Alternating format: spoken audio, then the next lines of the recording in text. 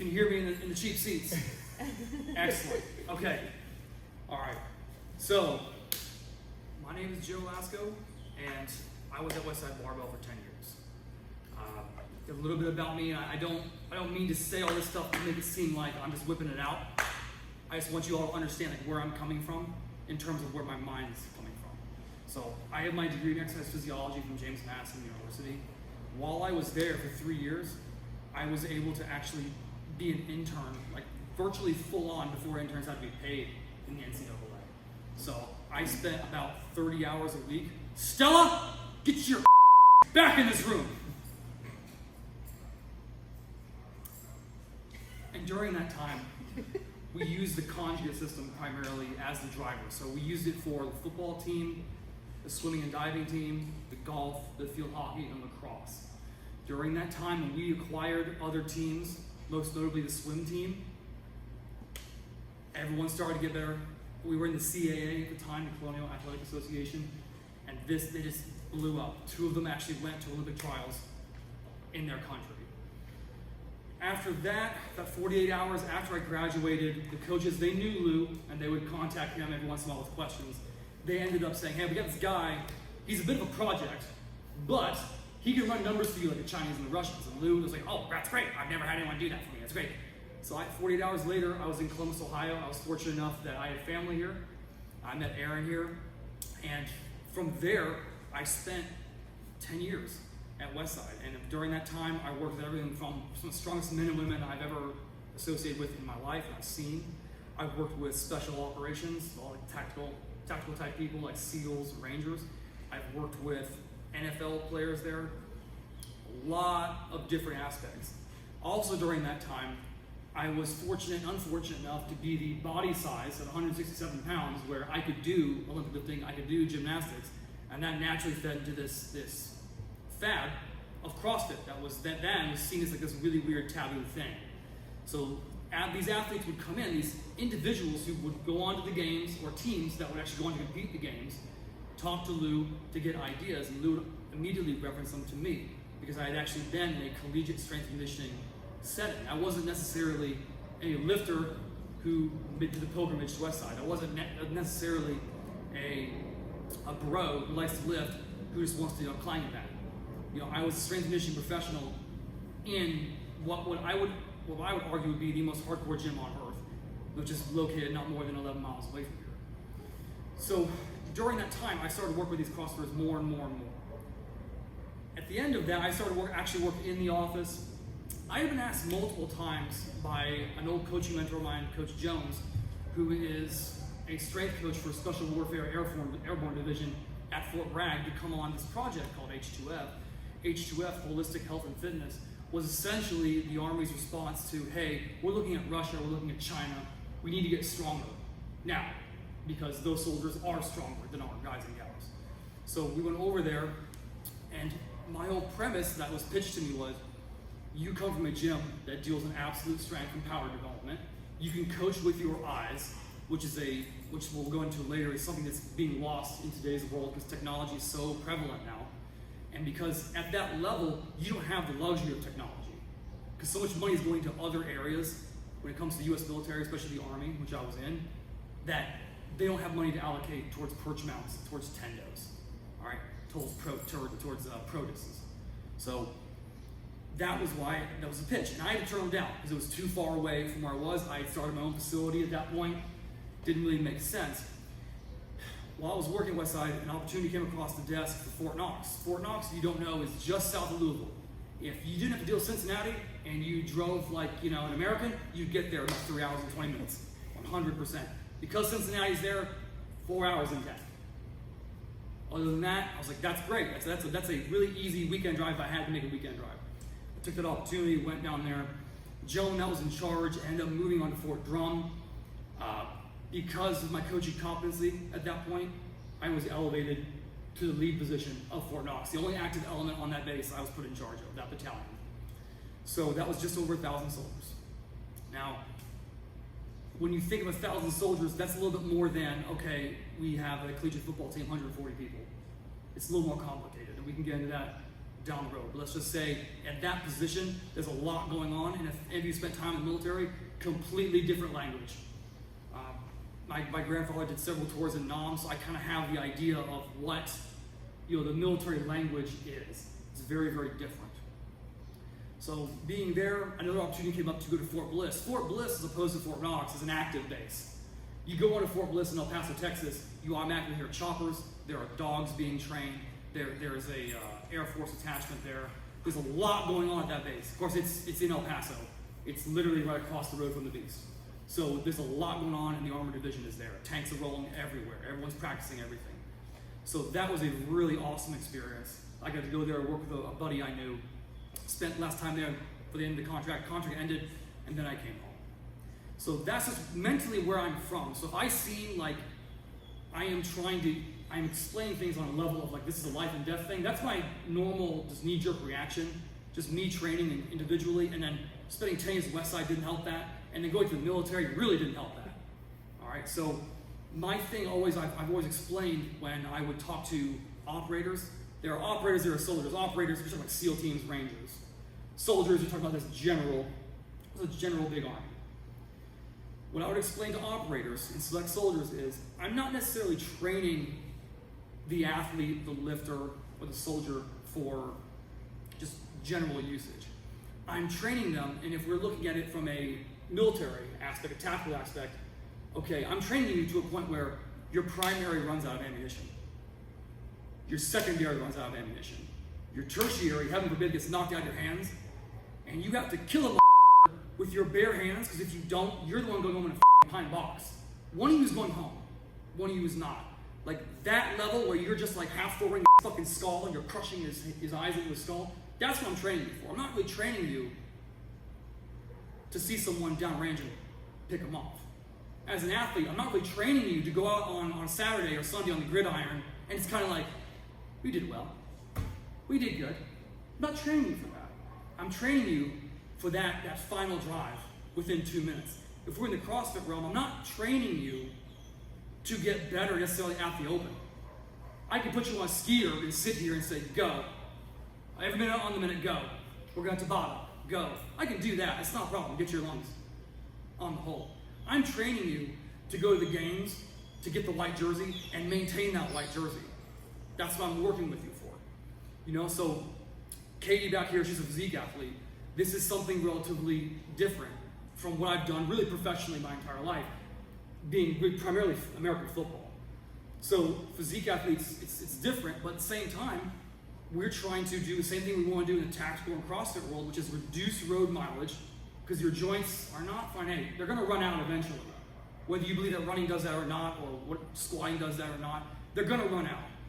Good doctors have told me that it's almost like a tire tread, hence the road mileage. Eventually, they're going to blow. Could be this year, could be next year.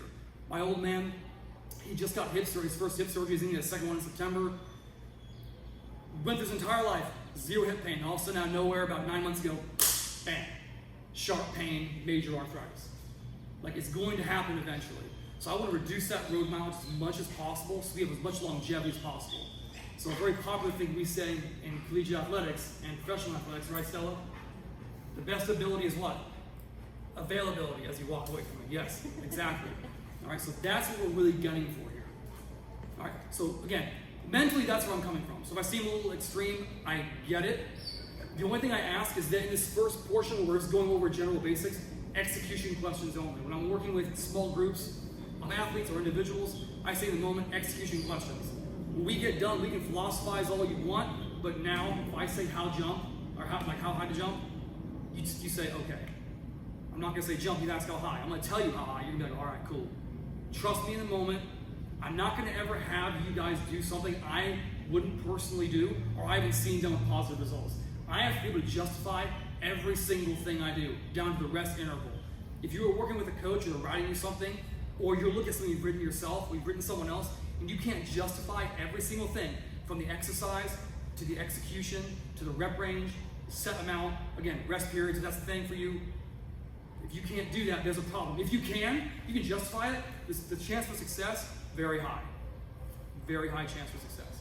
have to be able to justify everything. Because inevitably what's going to happen is, if you were in the NCAA or my world, my previous world for the Department of Defense, if I have soldiers do something, or NCAA have athletes do something, heaven forbid, this sounds horrible, but it's just a reality we have to face as coaches, someone's going to get injured at some point. Isn't that right? Yeah. Something's going to happen. It's going to happen. Like, and you can't avoid it. It could be acute, it could be chronic, it could be massive, it could be minimal. But something will happen at some point. Some of us are very fortunate. It's all been very minimal, very acute. All right, some of us not so much. It turns into a chronic issue. But it will happen eventually.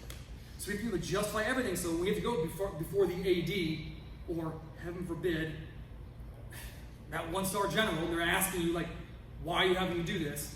Or that CSM, they're asking you, why are you having to do this? Or the head coach of that team, why did you have my star running back do this? You'd explain to them, this is why. This is the progression we did leading up to it. Physically prepared. Out of the 50 athletes, one was injured. Out of the 120 soldiers I worked with during PT, 2 of them got injured. Were they paying attention? Probably not. Was the athlete paying attention?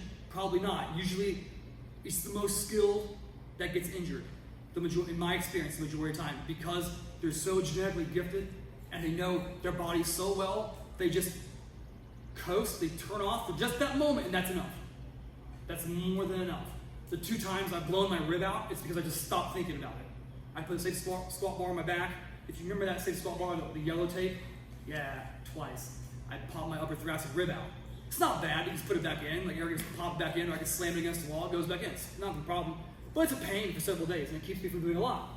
All right, that's because I just disassociate, because I'm so accommodated to that bar, I'm so used to it at this point, not a problem.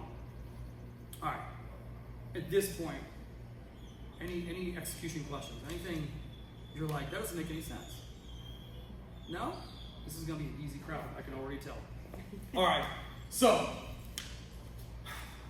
this is what I wish someone would have done to me a long time ago. Now, when I was at James Madison, I had phenomenal mentors.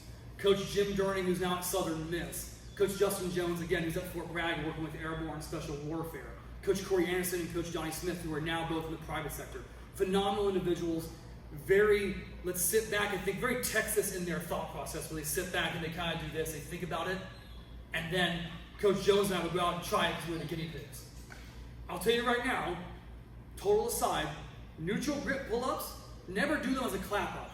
I did them once, I came up, I clapped, I didn't recognize I had to re-grab the handles again. I came right down, I landed right on my spine, I felt that right through my and I was laying there in like writhing pain. Coach Jones starts laughing, runs to get Coach Durning. Coach Durning comes out and looks at me on the ground with a big thing of chaw, spits in his cup and says, well, sucks to be you, and then walks away. Like, so just, when you experiment on things, make sure you're being safe. You know? Like we were, okay? All right, so this is the one thing. If you are here, you want to learn about the Westside Conjugate System, how to use it for athletes, how to use it for individuals, groups, however you want to do it. One thing we need to really understand and conquer first. All right? So,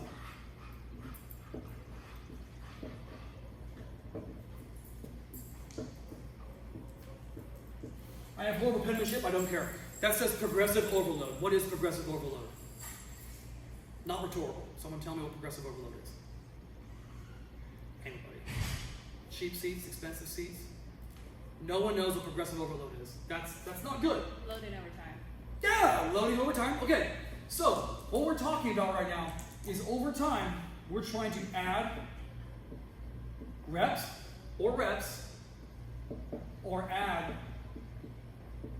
pounds, load. So everyone else across the pond, we're talking about kilos. If Drew was here, he'd probably throw a temper tantrum. So kilos, I'll include that for there. You're always trying to add one or the other. All right. This is where we start thinking about pounds and kilograms. Those fractional plates. Remember fractional plates, Aaron? Yeah. I threw a fucking temper tantrum about them. Yeah, I get it now. Yeah. I'm all about that life now. If I can put an 1/8 pound each side and PR it through standardization, sexy. I know you do. Oh, I know. Yes. Oh, I know. Give us how many people use them. I would too. Hey, if I put them on a hammer strength horizontal leg press and hit an extra rep with an 1/8 pound, Yahtzee? Yeah. Yahtzee, baby, Yahtzee. I'm living a dream, Okay, so, reps versus pounds. This has to be done within what many would call, all right,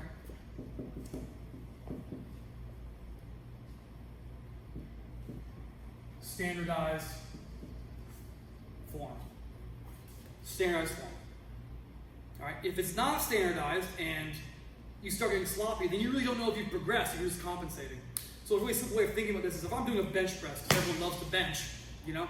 If I'm doing a proper bench and my shoulder blades are pinned, that's the one thing I need to worry about. My shoulder blades being pinched, retracting that bar down, spreading that bar apart. If I get to a point where, cool, I hit 5 reps with, 206 pounds, throw the half pounds on there, 206 pounds, I get it for 5. I go for my 6th, I come up, and then my shoulder blades come apart. No good. You did just accomplish more over time, but to what end? You weren't actually targeting what you had to target. The weak point we were trying to adjust is no longer in play. So everything has to be standardized. That's where, again, fractionals come into a major play. All right? Again, reps, pounds, kilograms, standardized form. 1 rep can be a lot. That's a lot of time under tension, especially if you're dealing with doing a top set of 5 to 9 reps, 3 to 6 reps, however you want to do it. That last rep's going to be a strain. You put a clock on it from the time you start, if you get a bench press, descending the rep to reversing, pushing away, concentric action, you're probably talking a better part of 4 seconds. That's a lot. Think about this. It doesn't seem like, well, it's not a problem. A lot of us here, being at Endeavor CrossFit, know that next door, people beat the shit out of each other for a living. All right, for fun, right? Without blowing, right. Okay? So think about this. How long would those 5 reps take? Let's just throw this out there. 20 seconds. Let's just start it. Okay. 5 reps, 20 seconds. You're going to add an additional rep onto that with standardized form. It adds another 4 seconds. So 24 seconds total time under tension. If you got put in a chokehold for 20 seconds, that's pretty rough. You got another 4 on there, and that guy is really wrenching down, taking that carotid, really taking you to town. That's probably going to do it for you. It's probably going to be it. So when you think about that, think about, okay, we just add a lot more time or attention, equivalent it to something else. Now, there is a lot of talk on this when it comes to progressive overload. Progressive overload is the granddaddy, it's not even the crawling before you walk. It's like the birthing before you think about flipping over. All right? Everyone wants to do the conjugate system and what they want to start flying immediately, but they haven't grasped this. This is something that I took the last 2 years of my life, I've completely just delved into. Completely about minimal compound lifts and maximizing your auxiliaries, which, if you think about the conjugate system, is what the conjugate system is. It's about pronouncing those auxiliaries to drive your compound primaries. And I'll tell you, in those 2 years, it's gone crazy. It's gone spike. All my athletes do this, and everything just spikes up like mad. All right.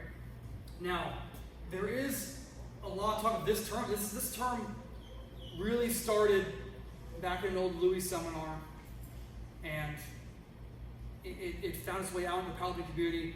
Then it found its way out into the athletic community, and now it's found its way out into the bodybuilding community, which tickles my nads. I love it. Okay.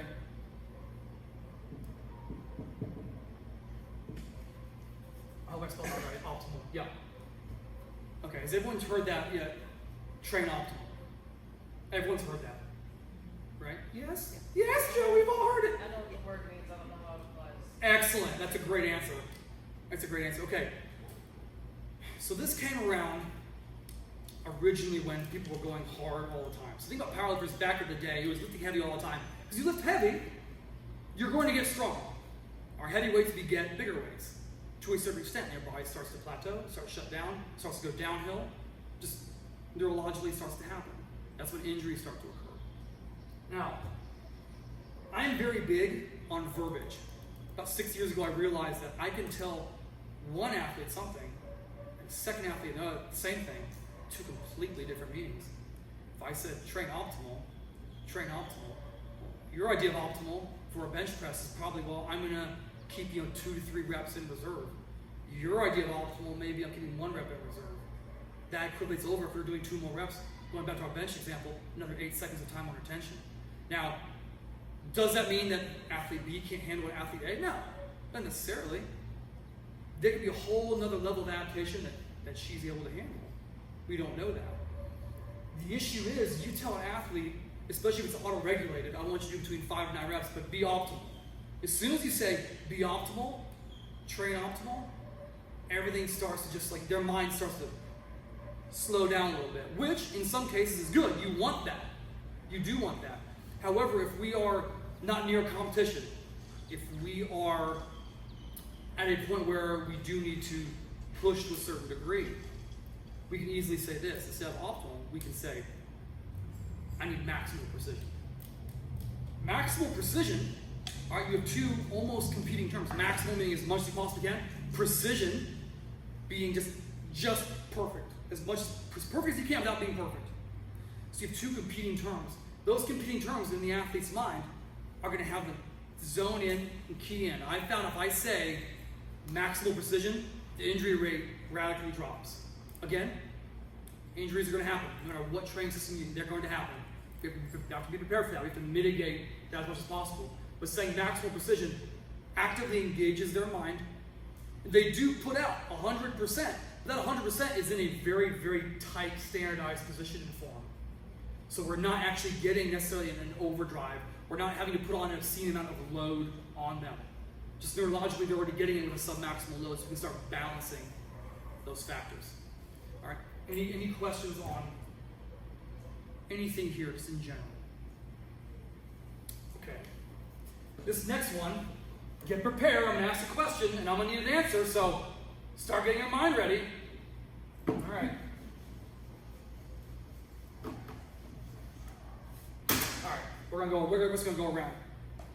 How long do you think you could run an auxiliary lift? Let's just keep it simple. Let's say a tricep pushdown. How long can you run that?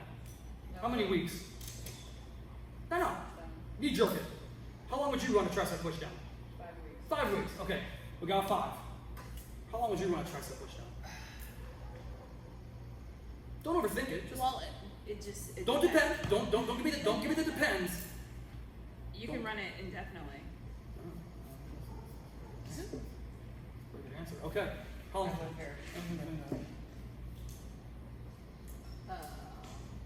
We'll go 8. 8 weeks. Okay.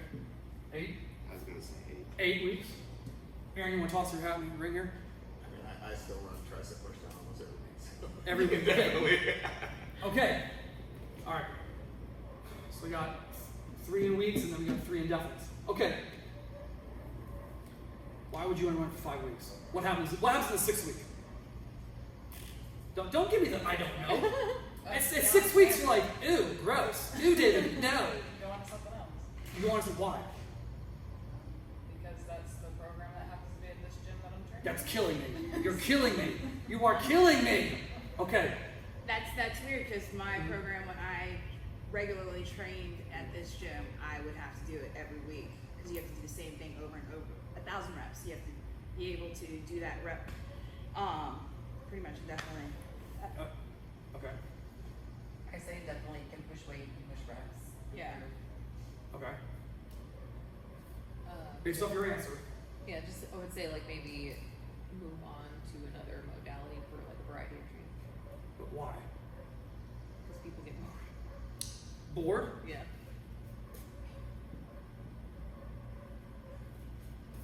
I would just think you'd want to hit a different way, a different angle. A different angle. Okay. Why can you run it indefinitely? Feels good. It feels good. I'm glad you never gave me that FGD. answer. Feels good, baby. Okay. So here's the thing. Right here, these are 2 justifications. Okay? That's a good thing. If you can be able to justify why, you're on the right track 100%. If you can't just do it because. You can't. You gotta have a reason. Okay, so these are reasons. Here's the thing. My answer is gonna go along with these 3 other infinites. Feels good, baby. I do like that one. Let me ask this. So on a tricep press down, At what point do you think to yourself, okay, like, this is getting hard? Like, how many weeks into that 5? This is getting hard. I gotta start pushing now. How do you mean? Like you're like, man, this is getting to a point where it's like getting that last couple reps within this rep range. It's getting tricky. It's getting hard. I gotta start really focusing. On what week do you think? I suppose that depends on the workload. We'll say week 3. Alright. We'll say week 3. Okay. Week 3. Okay. We'll go back to this one here. At what point do you think this is getting like rough? It could be rough as in like it's hard to press down, or it feels bad. Like what week do you think? Probably like 6. Week 6. Okay. Okay. At what week do you think it starts feeling like kind of I'd crappy? say week 4. Week 4 feels crappy. Oh my goodness. Okay. Okay. Let's go back to this one. At week 6, why does it feel crappy? Because you've been doing it for a long time, so Mhm. theoretically increasing weight or reps or trying to through that time, so that you're just a little bit more fatigued. Okay. Why does it feel crappy? It's getting heavier, getting harder. It's getting funner. Yeah. Yeah. Funner. It's getting funner. Not heavier and harder, funner and better. Okay. So when we think about any lift, in this case, again, a tricep press down. Typically, when you think about it, we're doing even strength curve, even press downs, even tempo. I know like CrossFit being the word tempo, just normal cadence, if you will. All right. What if we added a pause at the bottom? We added a pause at the top. We added eccentric control, like 4 to 10 second count. 10 seconds is really fun. Negative on each rep. Okay. Now, if you were manipulating that with pauses, would that not lower the load? Yes, it would. Now, if it was feeling crappy because the load was heavy, would that not alleviate that issue of the load feeling heavy, feeling crappy? I mean, not necessarily. Yes. Well, the load's less. But the But time it's under still time under tension. Time under tension, right? Which is different than load, right? Yeah. Okay. So we're hitting a different, so same stress type stimulus, but different stress stimulus in terms of we're looking at load versus time under tension. So 2 completely different aspects when it comes down to it. So when we're looking at this, we get to these points here, you need to assess. You need to look at, okay, week 6, why is this feeling crappy? Does my elbow feel like crap? Okay, if my elbow feels like crap, let's lighten this load and let's do a nice slow negative. What are you doing? What are you doing? Okay. Let's lighten this load, get a nice controlled negative. Or, if, man, getting to the bottom, it's really, really tough for me to lock out. Okay, that's a signal that, again, this is something total aside. It's migrated from strength and conditioning into bodybuilding in the last 3 or 4 years, and that just tickles me fancy. But the idea of a strength curve. So there are internal and external strength curve. Internal being the more your muscle contracts, actually the weaker it is because there's less myofibrils can latch. All right. When it comes to a tricep press down, we're at 90 degrees. That's actually anatomically for a hinge joint, the strongest, most potential power output. So knee and elbow about 90 degrees. All right. So we're looking at that. Okay. Well, I can lower the straight weight load, which when I'm stretched, I have pressure on the tricep. I can lower that load if I put a band, a small band, not a big band, like micro midi orange bands around the weight stack. So when I'm pressing down, it gets harder and harder and harder. And as I come up, it actually alleviates off the joint. That gives you a whole other level of records. It gives you a whole other method of stimulus. So that way, because if we get better at that, we lock out, it's harder and harder, but loads light up top, but hard at the bottom. We now get stronger in that position. X amount of weeks down the road, usually 2, pull the band. Take a week maybe to get back to your straight weight. Your elbow will feel better at that point. And then second week, you'll jump over what you were struggling with because you've now adjusted. You've shown your body something it's never seen. All we're trying to do in strength and conditioning, all we're trying to do to get stronger or engage hypertrophy, however you want to define it, is just ping the body, show something it's never done before. If you do that, you're going to be winning at some point. Okay? Any general questions on just really general manipulation? Nothing crazy. We'll go into more in depth later. Okay.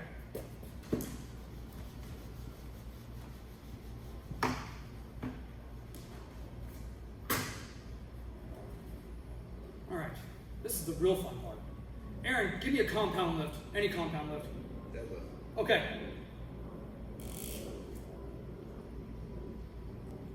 I can't wait to ask you this one. She's writing something down now.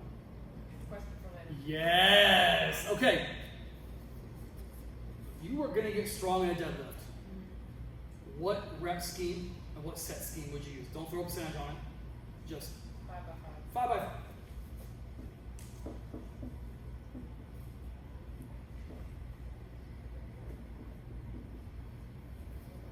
Can't use 5 by 5. What would you use? Can I look at my current? No. You can't look at your current. This would be a you thing. I would do 3 sets of 10. Okay. That's a great general answer. Okay. Kitty.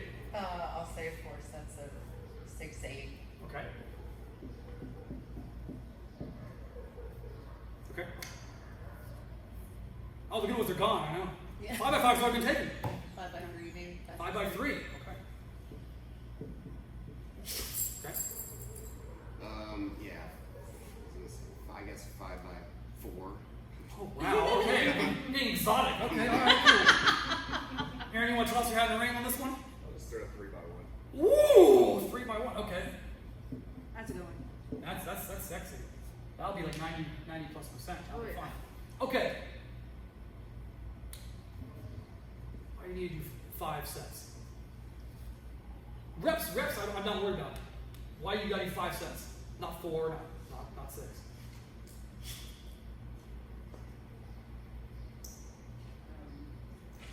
Honestly, I mean, that's what I have been told is optimal for not hitting a plateau. Okay.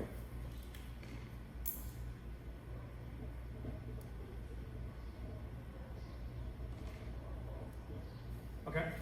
Time under tension. Okay. That gives you opportunity to push numbers, change the weight.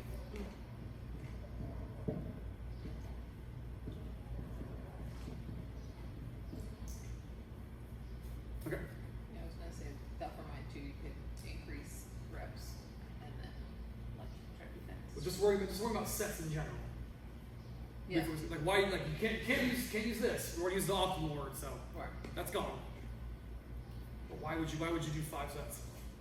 Not 4, not 3, not 7, not 10. I mean, it goes with the like pushing numbers, time under tension, but like I don't have anything else besides those 2 things. Give me anything. Do you like 5? Is 5 a nice number? You like it? Okay. Okay.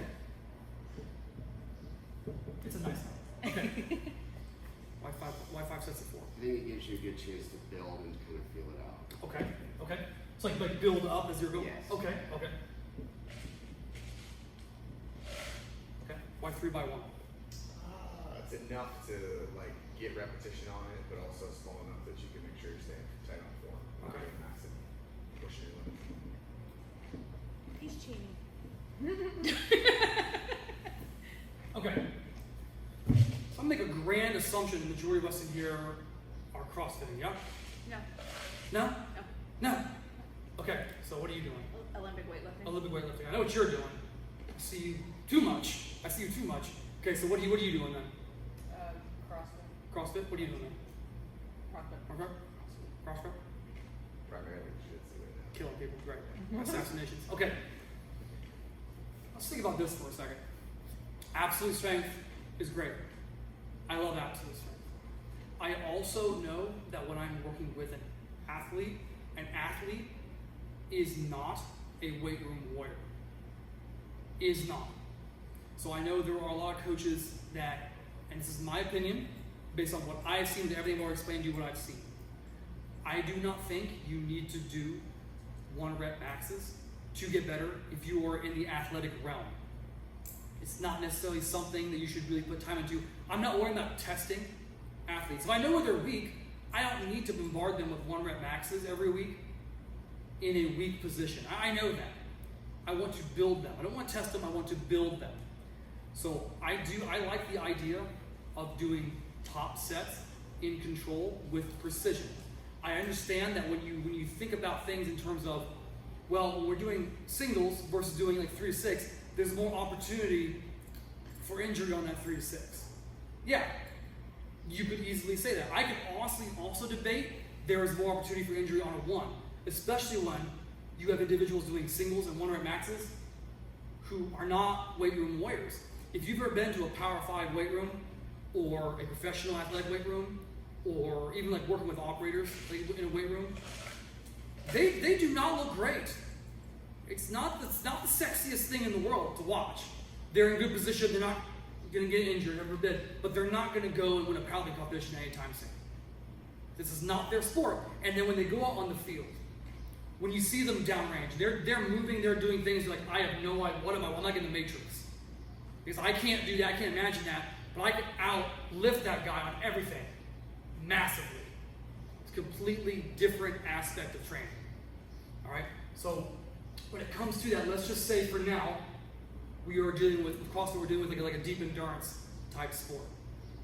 Is a 1 rep max going to benefit that more, or is he able to do like a top set of 5 going to be able to benefit that more?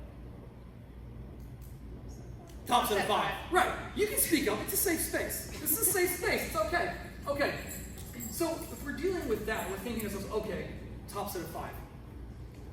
I'm going to toss this out there. Say you work with an athlete, they've never done a trout lift dead bar in their life. Never done it. Horrible, I know. Let's say they've never done it. You have them pull that for a heavy set of 5. You don't even take them to the end where they can't get off the floor. Heavy set of 5. They've never done it before. 10 days later, they do it again. Are they going to have more reps on that? No. Why not? Because they didn't work through any of the sticking points, Okay. or like the drive from the floor, or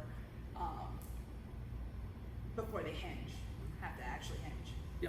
So, all beautiful terms when it comes to just execution in general. Let's say this. Let me revamp that question. They are mechanically perfect in every dimension. They can't get any better. It's impossible. They understand everything. From the big toe pull to the arch of the foot, the glute engagement, external rotation, contracting of the glutes, pushing the back of the knees, erecting the spine, keeping the dead bug abs engaged, retracting, depressing to keep the upper back to lat engaged, driving the elbow back to the bar, close to their body, close to the center of mass. They stand back up to get back negative, they get the air, find their dead bug position, they hinge back into it, they don't use their legs, they go back into it, the big toe stays engaged, they pause, they let 80% of attention down, engage the rest of 20, come back up. They do that 5 times. Everything's perfect. That last rep is a deep strain. 7 days later, they come back and do it. Is it better? Possibly. I would say yeah. You say possibly. Say possibly because, I mean, they now know what it feels like in that position, so they can work. You can say it. Do that again, but say it with confidence. Say with juice, girl. Juice. Juice. They know what it feels like in that position, so that when they come back to it, they can maybe hit it. Yes. So if you're doing something of that nature, like they've never done it and everything's great, you do all the coaching duties leading up to it, and you cut them where they need to be cut. The weight's called appropriately, because we're not trying to have their back round out and everything. Everything looks good, but they get a deep strain. Not only, A, do you know what weight they're going to be at, so you're not wasting 2 or 3 extra warm-up sets. So you're already saving energy, you're already winning. Not only neurologically are they keyed in to that, right? The nervous system is a giant library, it remembers everything. It may regress a little bit, but it remembers it. It's just like your ex. You remember he, she. You remember them. You remember what they did to your library. You remember. All your music's gone. You remember that, but you moved on. But you remember it if you have to remember it again. All right? So your body will remember that. So you're already going to win. They're going to be able to get on that bar and add at least 2 more reps. Guaranteed. I would say if you let them rest and they'll go back to it for 10 to 14, they'll probably add 3 or 4. Now my question is this. If I know that if they execute it in that fashion and they can go back to it next week or so and they can already add reps to it, regardless, we're already winning, why am I doing more than 1 set? 1 working set? As a strength and conditioning professional, I can't justify it unless the one major caveat is this person is so green, which again is not really our example, is so green they need more touches, or we're dealing with a sport like a CrossFit where we have to on, off, station to station, what have you. All right, there is something to be said there. However, if we are generating over time more reps, progressive overload, and then we level back down to add a little bit more pounds, we keep doing that appropriately,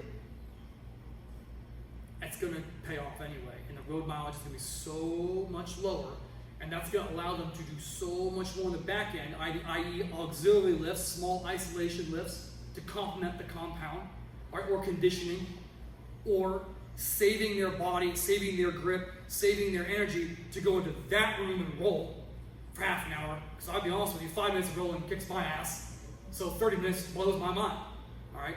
So if you can get away with that, that's a much, in my opinion, far better scenario. And when I've worked with athletes, CrossFit athletes, when I've worked with, again, physique athletes, when I've worked with tactical operators, in my opinion, incredibly good scenario.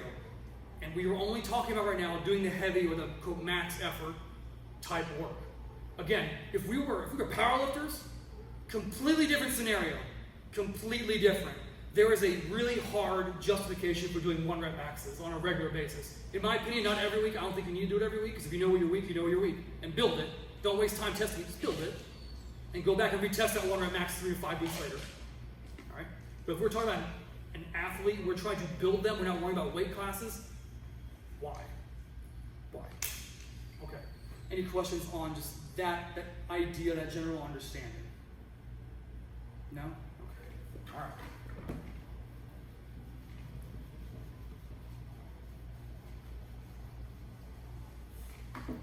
So now understanding that, as Rocky and Bullwinkle would say, now for something we hope you'll really enjoy. This is probably what the majority of you wanted to see. And I'm gonna give it to you. I'm a man of the people. All right. I'm gonna write up here the classical Westside Barbell conjugate system, not conjugate this fitness, not conditioning conjugate this. The Westside Barbell, the classic way. All right. Now, obviously, I write this up. Someone, or you're gonna find someone on the internet that completely says I'm wrong. I get it. I understand. There are many caveats to this. I'm not telling you or writing this up there because I'm guessing because I read it on T Nation. I am actually writing it up here because I was there and I've done it. So this is what it looks like on the whole. So Monday, Tuesday, Wednesday, Thursday, Friday, Saturday. Oh, dang it. I gotta erase my month. Oh, if you're ranked first, you're last. Oh. Okay. Sunday. Okay. Right off the bat, right now, okay, Tuesday's rest, Thursday's rest, Sunday's rest. Now I'm going to put an asterisk here on this Sunday rest day so I don't forget something, so disregard that until I circle back to it. I will circle back to it. All right, Monday is max effort lower. All right, so we're going to denote that by MEL, so max effort lower. All right. Wednesday, max effort upper. So, that's a W. Hey. Max effort upper. All right. Friday, dynamic effort lower. Saturday, dynamic effort upper. Now, way back, and I say way back, like early thousands, I'm sure someone will butcher me on the exact timeline. However, typically, this is why I put the asterisk, this was dynamic effort upper. Because on this day, Lou would tell me they would go, typically go too hard. There'd be too much measuring when it comes to the squatting and the deadlifting. And the auxiliaries are very hard, very high. So they'd have another rest day and do dynamic upper here. Dynamic upper, it's not going to impact max effort lower. And if it does, I have no idea what you're doing on dynamic effort upper. I have no idea how a chest pump is going to kill you for doing a deadlift. I don't get that at all. But it might. Okay. So that is why. However, when I was there, it was Monday, Wednesday, Friday, Saturday. All right. Now, these 2 days being max effort, someone told me why there are rest days pancaking these max effort days. Recovery. Right here? Oh. Someone said something. I heard something. What was it? Say it with juice! Recovery. Recovery. Right. Okay, really easy way of thinking about this. This is the way I tell athletes is, hey, the hotter you burn, the longer it takes to cool that iron off. All right. So again, think about powerlifting. This is the classic template. We're doing 1 rep maxes on Monday. We're doing 1 rep max on Wednesday. There were some days we had a lot of fun. We did multiple 1 rep maxes. Very bad decision, but really fun. We would need more time, all right, between. All right. So when it comes to max up lower, all right. So we would do, first thing we do is a 1 RM. All right. This would be designated, at least this is the way I describe it to tackle operators. This would be described as your primary. All right. So your primary. Again, I describe it by tackle operators. This is your secondary. All right. Secondary, in my opinion, the way I was there and we ran when I was there, the way I liked it for me, and I've worked with for other athletes. All right. This would be a repetition method of that 1 rep max. Now, this gets a little complicated, all right?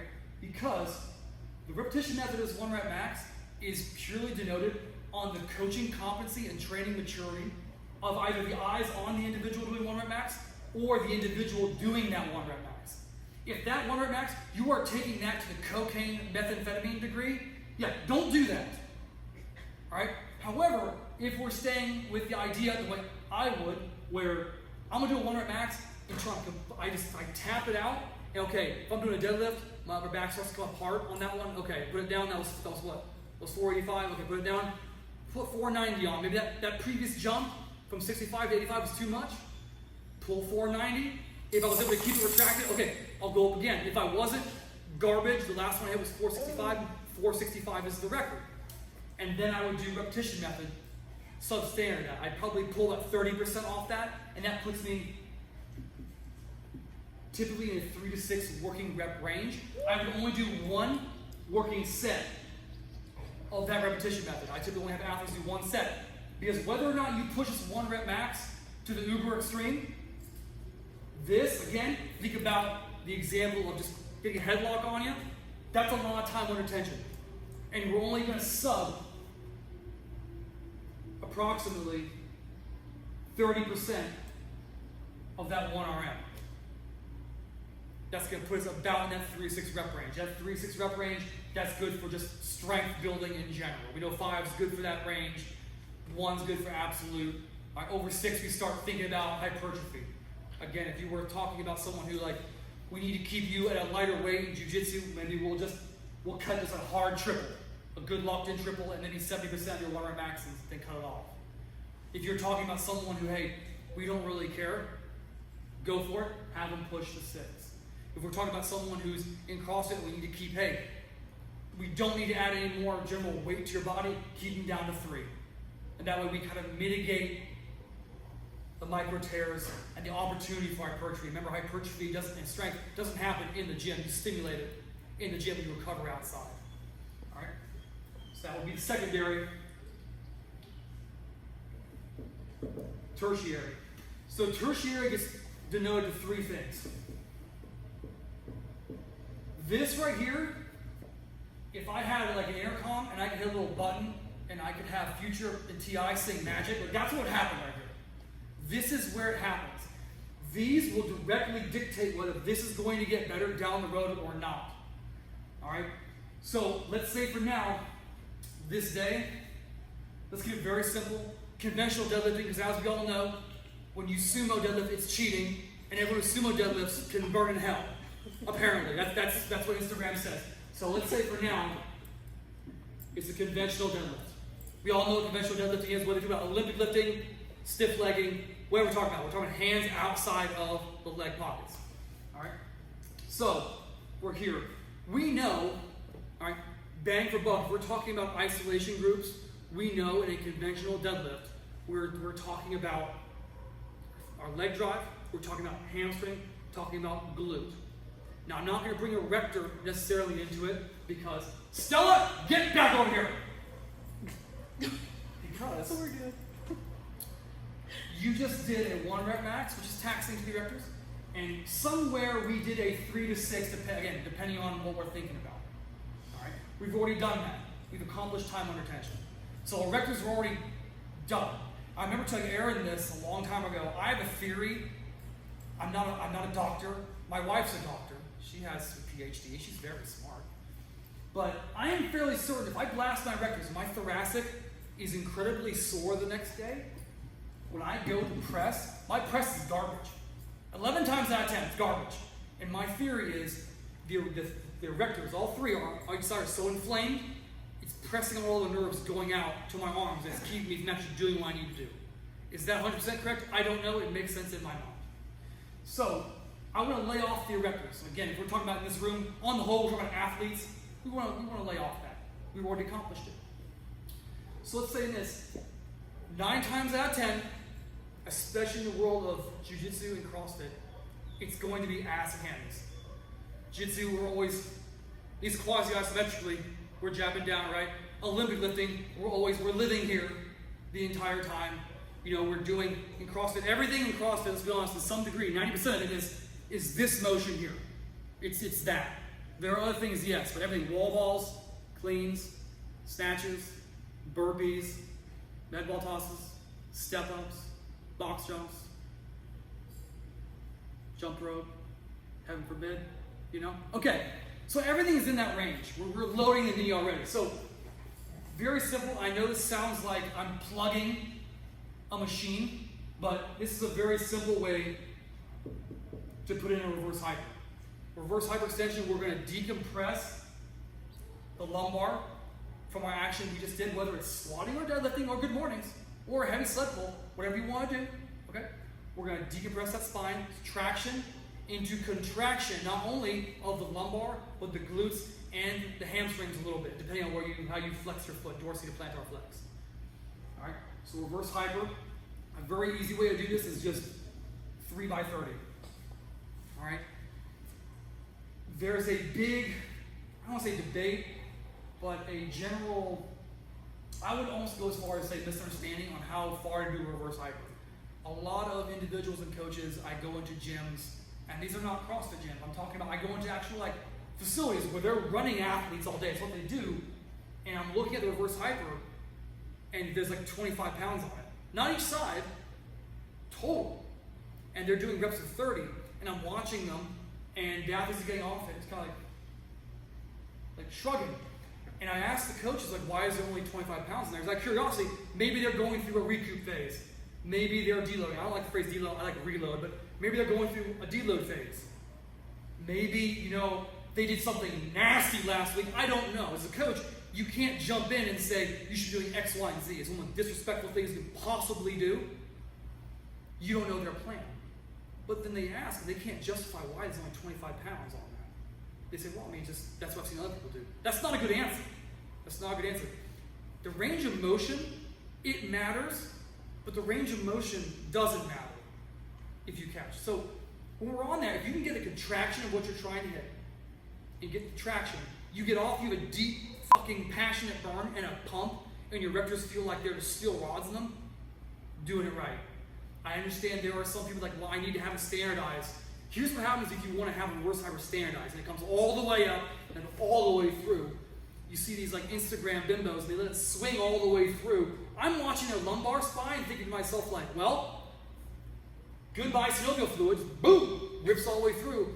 And then, you know, people comment like, that's bad for your back, and like the post like, oh, it's bad for my back, I can't do this anymore. I'm like, yeah, you can't do that anymore. You shouldn't.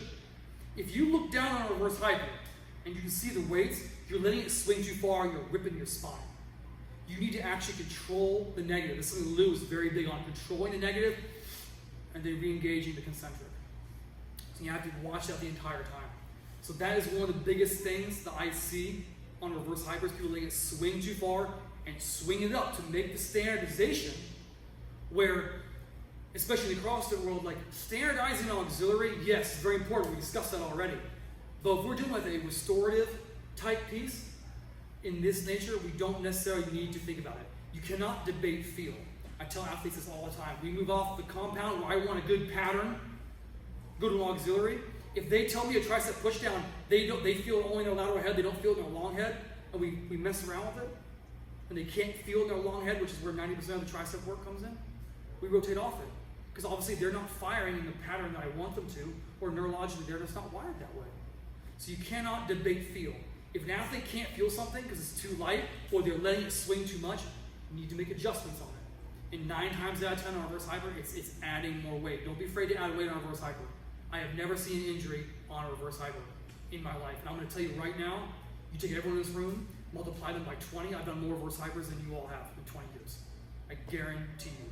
So I'm telling you right now, I've never seen an injury on it. So do not be afraid to stack that. Okay, so 3 by 30. Let's just say in that moment, we're just targeting glutes on that. All right? After that, we want some type of hamstring. Now, hamstring is a very interesting beast. So hamstring is the bicep of the leg. So what it does, it curls. All right? It's the thigh, and it curls the leg up. Now, when we think about hamstring, there are several actions we can do with a hamstring.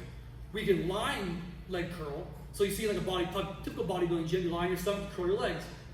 That motion, very, very good for that good like upper hamstring area. So if we're talking about like we're really bad at locking in that last little bit, rack pull height, like finishing the glutes off on either an Olympic lift or a deadlift, great piece. We can do a seated leg curl. Seated leg curl, like you know, the hammer strength one is the devil. It's your arch nemesis. All right? It's a very great piece, has a very aggressive strength curve. So when you get to the contraction, that weight actually starts to get more and more difficult as the axis changes. All right, that one is great for hamstring down close to the knee. All right, which in an athlete, we want to make sure that the patella region behind the knee is as secure as possible, especially CrossFitters, soccer players, and lacrosse. There's so much change of direction going on there, and so much VMO engagement and just development. There's nothing behind the knee, and that's when everything starts to blow out. All right, we can take either of those ranges of motion, and we can apply them into a GHD. All right, a GHD. I understand in CrossFit they use it for hips and abs, but in reality, a GHD stands for glute hamstring developer. Now, Lou was very big in calling it a glute hamstring calf developer, and he's not wrong. To be fair, you really should on a GHD doing it, drive the ball of your foot through that diamond plate the entire time. That's going to engage your calf and develop your calf.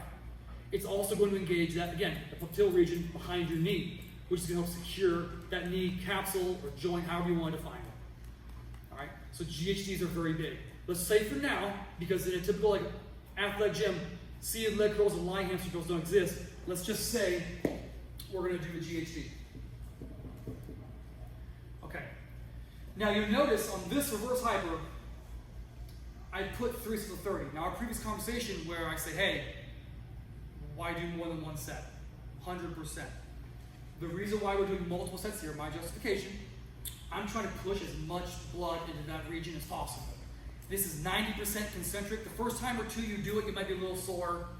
But after that, it is going to be just very, very pump derived, just pushing blood into the area. If you ever look at your Achilles and your lower back, these two areas take a very long time to recoup. A major reason why is because there is no active blood flow to that region. So this reverse hyper forces blood into the lower back. That's why I do 3 sets of 30. That's a good base number, very easy. All right, now, hamstring and GHD. Because we're doing this, 1 rep max, we're doing a heavy set. All right, you're burning pretty hot. So we want to get in and out. All right, we want this, honestly, outside of if you do mobility and whatnot, we can go into that later what we do for mobility and activation and warming up, but let's say for now we're doing that. You ideally want something in that rep range in GHD, somewhere in this rep range, in my opinion. In my opinion. I do know people that do hamstrings for triples, and it works for them. That's awesome. That's great. Again, if we're talking about developing an athlete, this is what we are really ideally looking for. And after that GHD, you notice one set 8 to 12, just rep range. You gas out that moderate rep range. Now it's going to elevate it a little bit. That's it. It's the only difference we're going to do is elevate the rep range a little bit. We're not going to beat the same horse. All right? Makes sense. Okay. Then after this, I know You all love stuff like this, so F, finisher. Any type of sled or strongman. And if you have to do it in a conditioning form, in my opinion, it would be less than 10 minutes. That's all you need. This is more than enough. All right. Now, when I was there, this bottom half here was my take on the classic approach. Okay? Now, does everyone got that? They want to get that? Okay.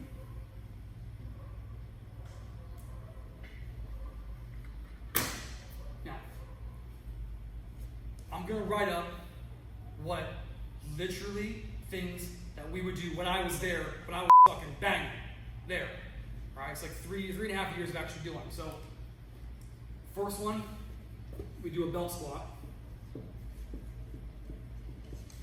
And this could be a march, this could be a squat, this could be a deadlift. March was typically 3 by 3 minutes. Squat, you could throw this out here. This was anywhere from 3 to 6 sets of anywhere from 10 to 30 reps.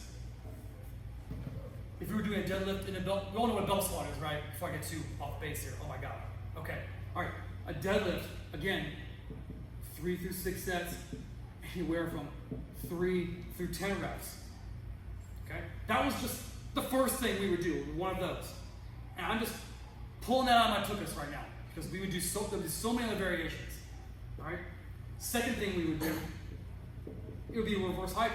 And that reverse hyper was the OG reverse hyper. It had 410 pounds tack welded on it. We do anywhere from 2 to 4 sets of 50 reps, and again, 410 pounds. Yeah, I see your face. I see you like going, oh no. Like, yeah. I see what's going, yeah. Okay. Third thing, it would be a hamstring. This hamstring, it could be standing, it could have been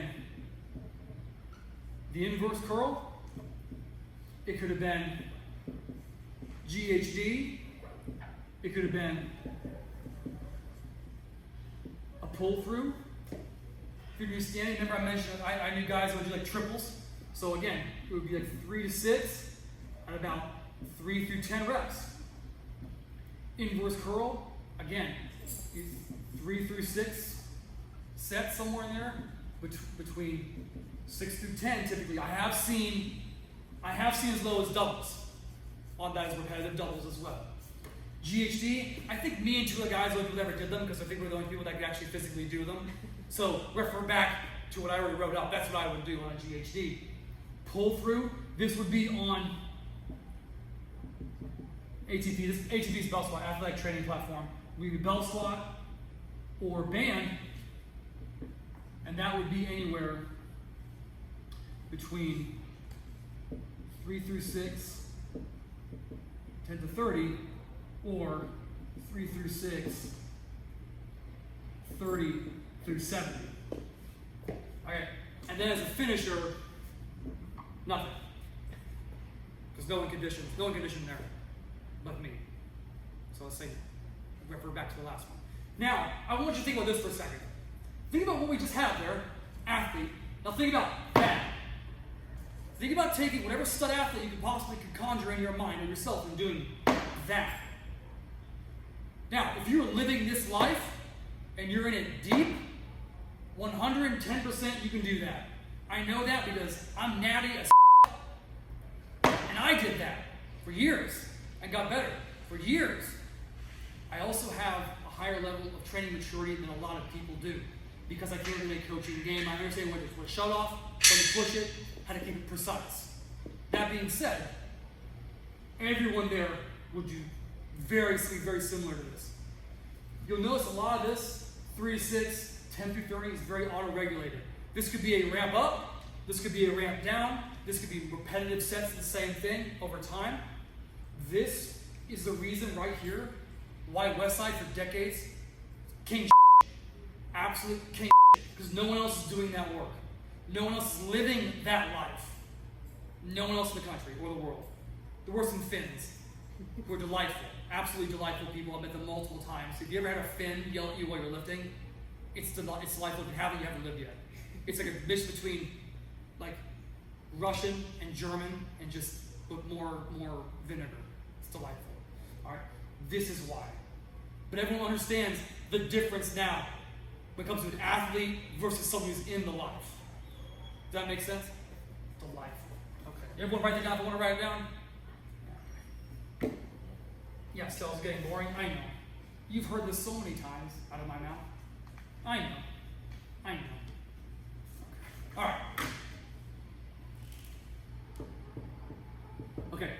Before we move on to other body, which is everyone's favorite, any execution questions on this day? No? You look like you do, like you're wiggling your legs. I don't know. Okay. All right. Max effort. Max effort upward. Okay. Usually everyone's favorite day, because benching is king. If you've ever been told that bench is the easiest lift, of squat, bench, deadlift, you were lied to. You've been consoled. Okay, you've been bamboozled. Run amok. All right, have a sack. It is the most complicated lift of all three. A lot of people think it's upper body. It's a total body exercise. You are generating force from the ground, through your legs, through your erectors, into your upper back, through your delts, up through your arm, tricep, and then you lock out back. Now, same premise as here. So we start with a primary. We're going to keep this really simple. So again, we would do a 1 RM. All right, and let's say just for now, because just life is easier when you use a straight bar. All right, we'll say that's just a straight bar bench. SB is not safety bar; it's a straight bar for me. SSB is safety bar. We'll get to that later. All right, so 1 rep back. Secondary, I would do a repetition method of that motion. One of the best days I had in there, my triceps rarely ever get sore. I've abused them far beyond where I should have abused them for years. Glutes the same way, lats are the same way. I did so much stuff here.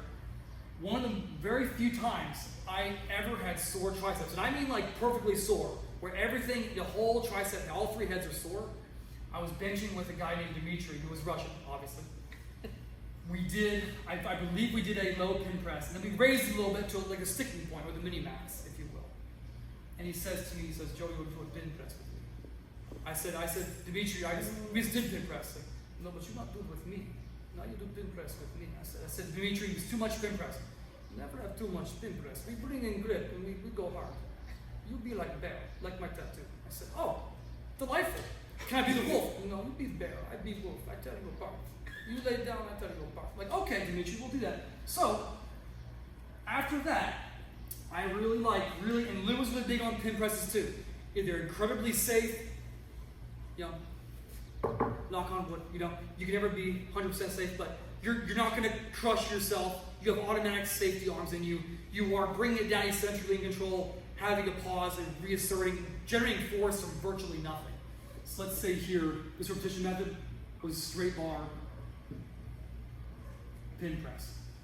All right. Now, this is where you really typically need to take the reins on an athlete and pull them back, because typically, especially males, they want to fly. They're all peacocks under the bar and they want to fly. All right. So when it comes to this, to be really fair, that day I remember it fervently because we did 4 sets of pin press. We did 4 sets, and we brought finger in every time. We started close and we go in finger by time until all 4 fingers are on the smooth of the Texas power bar. I was blasted, and I was sore for like a week, which is awesome if you are in if your physique or you're trying to put on hypertrophy. To a certain extent, you can recover from it, but you can never do more than what you can actually or should be able to recover from. If you do more than that, you're failing at life. You're not going to be able to recoup fast enough. All right. So again, we're going to say the same thing here. The only difference is, in my opinion, I like taking this and going, okay, 1 set, and I like going 5 to 9. So we can compensate a little bit. We can give that athlete or that lifter a little more like, hey, well, like on Monday, we did 3 to 6. We're not going to do more sets, but I'm going to give you more time under tension so you can get a bigger pump. You sell it like that, they won't feel the need to argue with you and tell you, or at least have some sort of deep-seated resentment that you're not letting them do more on a body day. All right? So that 5-9 will give them that little bit more time under tension, and it is, you have 5, 6, 7, 8, 9 rep gap. You have a big rep gap to accomplish there. If you get one that at 8, you're like, it looks really easy, you cut them off. Let's throw 5 pounds each side, let's level it back down, let's cut it, let's move on. All right? So we do that there. This pin press needs to be at 2 inches beneath mini-max. Now, we want it beneath the mini-max, which is the sticking point. Lou uses the term mini-max. I like it a lot better because it's shorter. That's why I write it on the board. Makes a lot more sense. All right? You want it 2 inches beneath because we're not worrying about getting it to it and then going up at it. We want to go beneath it and then drive through it. That's the idea. You're not going to bring a bench down, touch, get to your mini-max, like, oh, good, I have a rest point there, and relax, and boof, and then jab it. You have to jab through, drive your body away through the entire lift. All right? So that's why I like beneath. And this pin can also translate over if you're doing deadlift rack pulls. You want it 2 inches beneath or 2 rack pins beneath. And that way you have strength to go through. All right? Okay, after that, tertiary. So I'm going to do the same thing I did here. I'm going to go through what, in my opinion, athlete-wise, and then I'm going to erase it, and I'm going to show you what really the top people in the world do. All right? So, 1, 2, 3. Okay. So, straight bar bench, the chest to lockout. Traditional, what you think of a 1 rep max bench. That's what we just did. Okay. After that, pin press. Let's say we stayed in the same grip. The only thing we changed was the pins.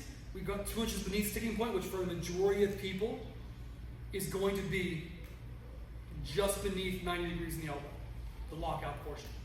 All right. If you ever seen those people who have triceps like droop down to their elbows, they can be world-class benchers. I cannot. If I flex my tricep, you see it disappear. There's a tendon, and that goes into the tricep. That's 90% of people. 90% of people are going to have a problem with the lockout. But if you ever see someone with a giant tricep looping all the way down, if you ever look up Ryan Kerrigan, he played for Washington Commanders. Okay? Massive triceps. World-class bencher he could be. Love it. Love to get my hands on it. All right? But I digress. Typically, the first thing you're going to do is a tricep. All right? This tricep has to target the long head, the inner head. All right? The horseshoe does little to nothing. It's a tricep. It plays a part, but if you're looking at bang for buck, you just burn really hot. I'm not looking to do extra volume because I just that's a lot of strain on your joints. Let's be honest. You lock arm out, that you're riding your elbow joint. Let's be honest. I'm not looking to add any more volume or road mileage on that. I want to capitalize on what is 80 to 90% of the tricep, which is the long head. Medium head being a large tendon sheet going into the elbow. All right? So, very easy. Let's just say to keep the simplicity, let's see an easy bar skull crusher. All right? And this here, we're going to do 1 set of 6 to 10. Now, I know there's a lot of grief. Lou was not a big fan of the easy bar because it was invented by bodybuilders to take the crap off their wrists. Here's the thing. If you're an athlete, I don't want to put crap on your wrists. If you're like in combatives, you are doing enough with your wrists already.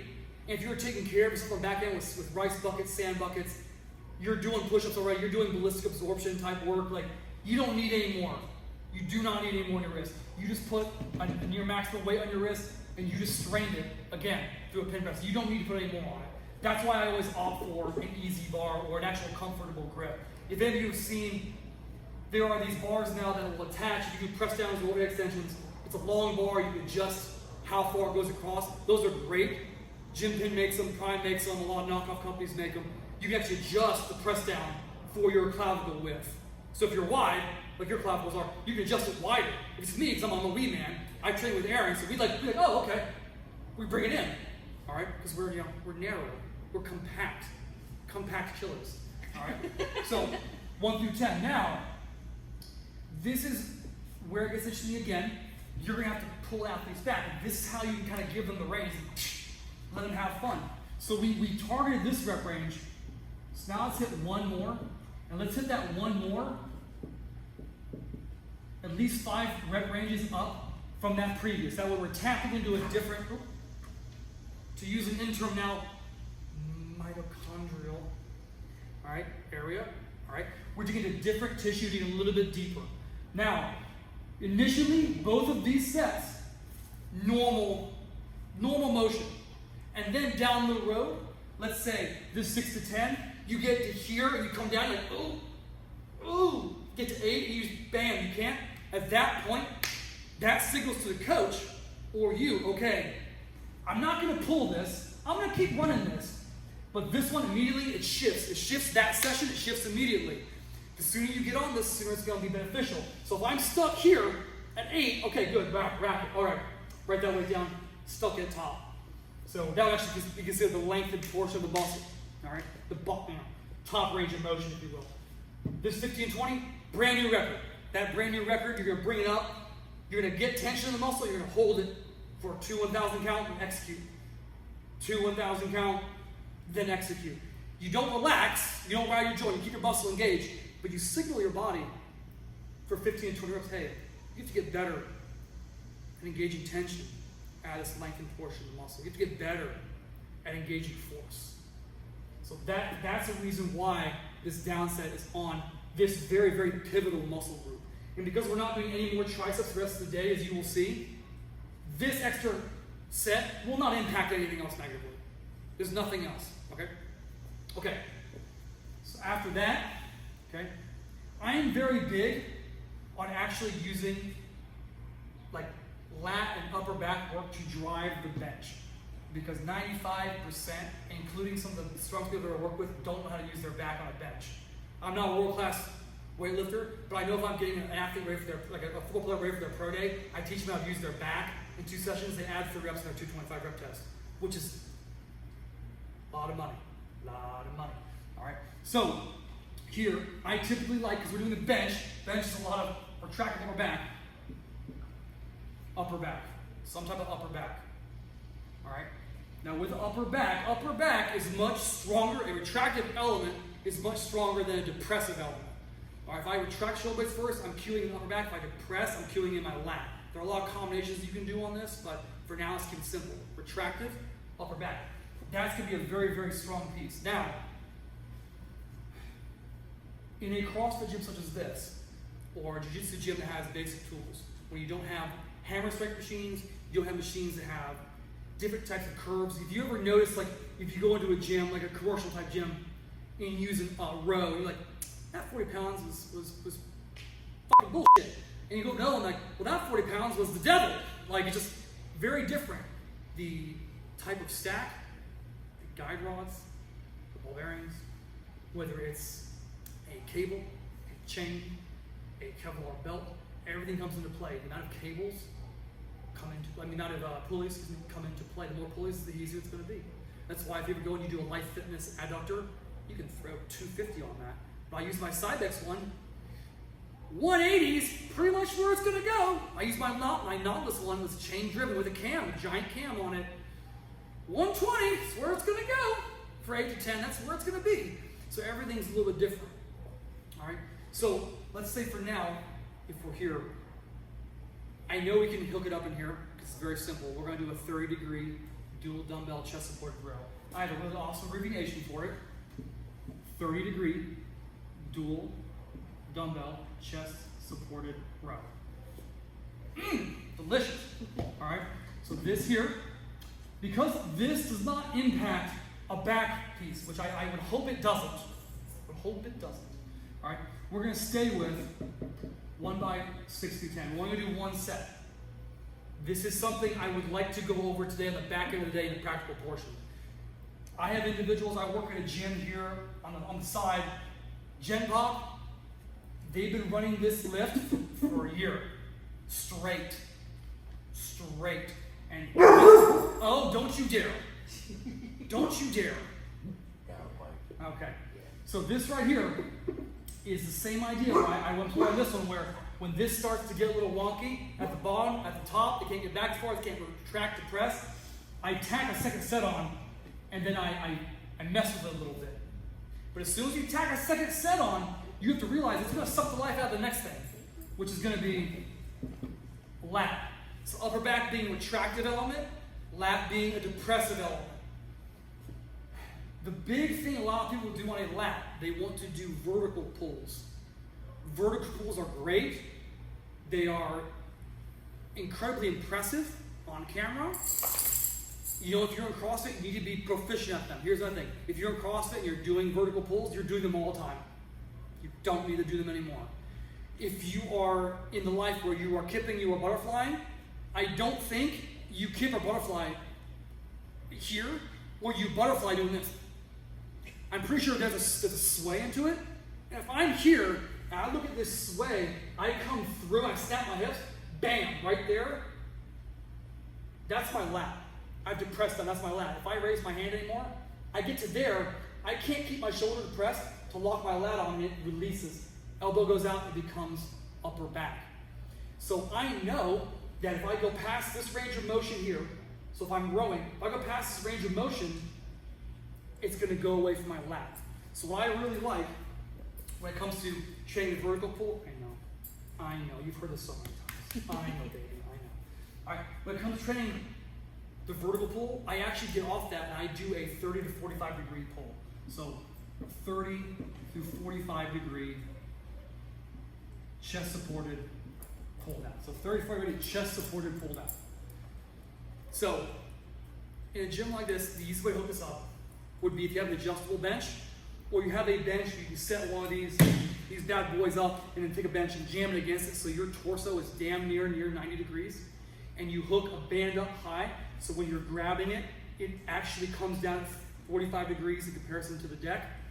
That's, in my opinion, where you need to be. That allows the lat to actually wrap up and out, and as you depress down, you extend your wrist. We'll go over all this later. The lat can actually depress down and then wrap around, as opposed to just depressing down, and once I get to here, it becomes a bicep upper back game. Because let's be honest, 99% of people, when they do a pull-up, they get it to here, and it just becomes becomes one of these. It's gonna start. You lose the lat. So you have the lat at the beginning instead of just riding your lat the entire time. If you've ever done butterflies for first time in a long time, and let's say you do, I'm throwing this out there, 10 sets of 20 every 2 minutes. You wake up the next morning. If you're doing it properly, your lats are pretty fried. Your lats are fried, not your biceps are fried.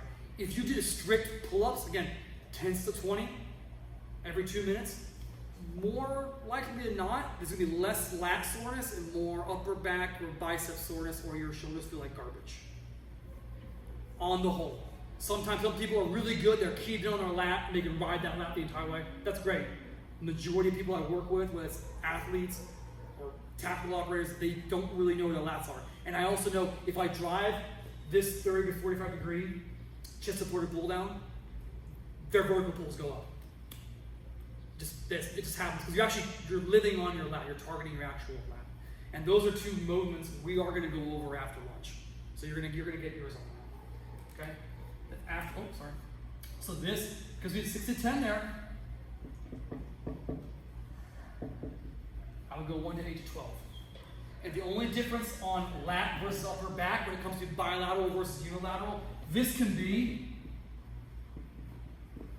bilateral or unilateral. Unilateral, you really squeeze that lat, really focus all your attention. If you're having someone who is really having trouble understanding where their lat is in space, this is what to do, unilateral.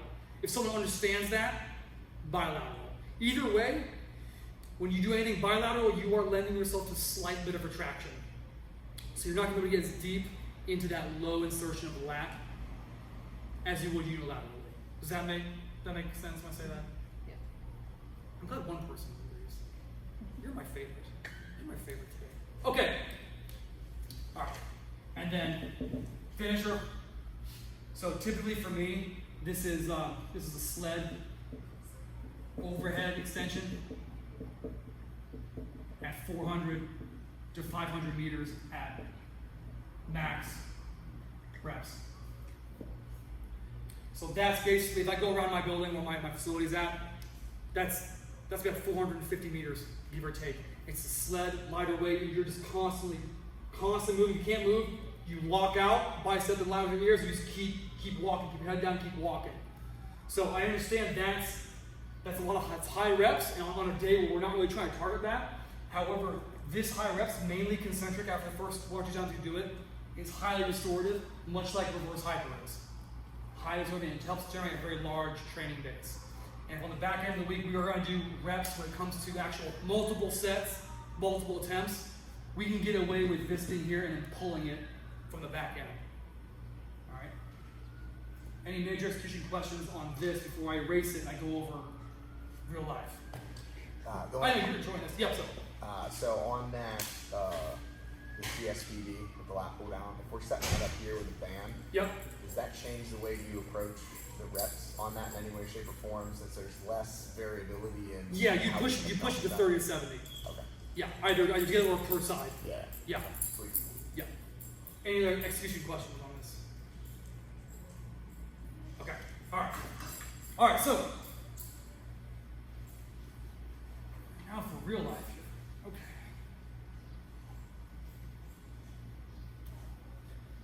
So to my best memory, and I had quite a bit. We always start with a tricep. That was always the coup du jour. All right, tricep. Now, that tricep, let's just say, like typically, a big thing to do at Westside was a JM press. Which, if you don't know what a JM press is, essentially, if you're laying down on a bench, you have a bar, looks like a skull crush bar. Elbows are in. You bring that bar straight down to your clavicle until your elbows get to about 90, and you go right back up. You don't let it coast and press it. You just extend it right back to the top. So that was a big thing to do. And that could have been used with a straight bar, fat bar. Football bar was very popular to shave the shoulders, and that football bar we had was cube cambered, so you actually get really close to your chin, really close to your clavicle without actually smacking yourself like the road bars are. And that would be, again, 3 through 6 sets, and that would be anywhere from 4 to 12 reps. Now, that would be a ramp up, it could be a ramp down, it could be straight across. Right? After that, we would do a shoulder, or upper back, and after that we do an upper back or shoulder. A lot of this depended on if the individual was phenomenally weaker at shoulder versus upper back, or upper back versus shoulder. A lot of these can be interchanged depending on where you're weakest, but this is typically where I watch a lot of lifters, including myself. We would double dip if we really wanted to blast upper back, or we really wanted to blast shoulders. Let's say for now, shoulders, that was one of my issues. That makes it simpler for me. So a plate raise is big. And I remember fervently Louie telling me, do a plate raise and do 5 sets of 5. Yay! Hey! Okay, so again, 5 by 5. All right, and that was from a hip to eye level. I want to be able to take that, look right through that eye line. All right. If you're worried about hitting upper back as well, like if we had to completely get rid of this, because we had a time crunch, we would go hip all the way to overhead, almost to a point where the bicep is past the ear, but we're not stacking, losing tension. We'd be right there. That way we could blast everything. We would do that with our back against the wall. That will absolutely skyrocket any horizontal press. If you do a plate raise back against the wall, strict AF. Hands at 10 2, just like Mama taught you. All right? So after that, so if I did shoulder there, I would do upper back there. And that upper back would honestly would be very simply a cable row. So I'm trying to get in, try to get out. So cable row. And this, again, this would be 3 and 6 sets. And anywhere from 10 to 20 reps. Last upper back. Finisher, there's no cardio. Get out of here with that. Or he's nothing. Alright? So that's what that would look like. Again, 100% doable if you're living that life. If you're not living that life, don't do that. don't do it. Because you're just gonna break yourself down, you're not gonna recover from it. Next week or even the next day, you're gonna feel heavy and dead. Alright? You can only do what you can recover from. Major key. Alright. Okay. Any execution questions on that? Got 2 more days to take a break. Excellent. Okay.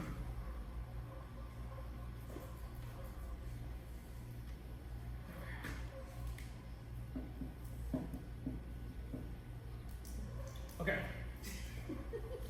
So, dynamic effort lower after a rest day. All right. Primary is designated to 2 things. So primary. So dynamic box squat and dynamic deadlift. This can be conventional. It can be sumo. All right. This is where we start getting into the idea of pendulum waves. This is where we start getting the idea of percentages.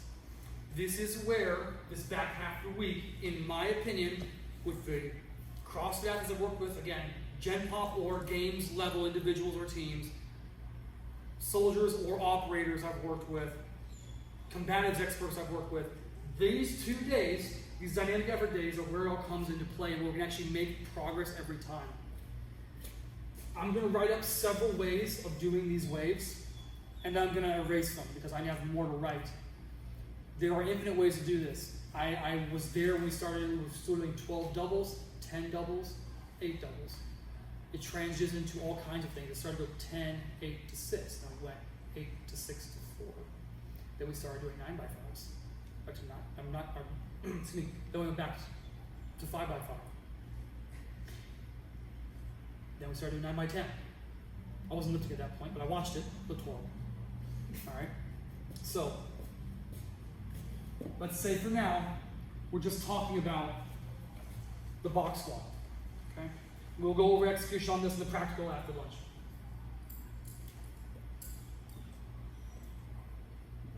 Okay.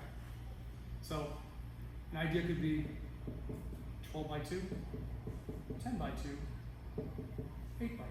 Now, this is very simple. This is a week 1, this is a week 2, this is a week 3. Typically on Friday, it's the first thing we're doing. After you warm up, do whatever mobility thing you want to do. Typically for us, it was there's the bar. Let's go, right? Let's get under it. Why not? Warm under the bar. All right. So this is where percentages come into play. A lot of people, they love their percentages, and this is where they come in. So this is 50, 55, 60. So week 1, 12 doubles at 50. Week 2, 12 doubles at 55. Week 3, 8 doubles at 60. This is based on your 1RM competition squat, or your most recent, if you will, squat, we're talking about here, okay? Now, way back in the day, the first time I ever read anything about the Westside System was in Men's Journal, if you remember that. They're now out of publication, as far as I know. And the first line in it, I swear to you, was, in quotes, "You only squat 405, ... you fucking pussy." And I remember reading that and thinking, like, this is it. This is tits. And I started reading it, and I would run this same thing. It was remarkably easy to me. I'm like, 50%, that's garbage. This is what they're doing? This is what the strongest men and women in the world are doing? Like, okay, cool. I never realized on top of that, or, let's be honest, I'm very astute. I read it at a high school level when I was in 8th grade and read that. The author didn't include this, was very uneducated, did not know this. All right, so plus approximately 25% accommodating resistance. Accommodating resistance being bands, chains. Weight releasers, technically yes, but 10 years I was there, I've seen these twice. All right, so that goes across the board and everything.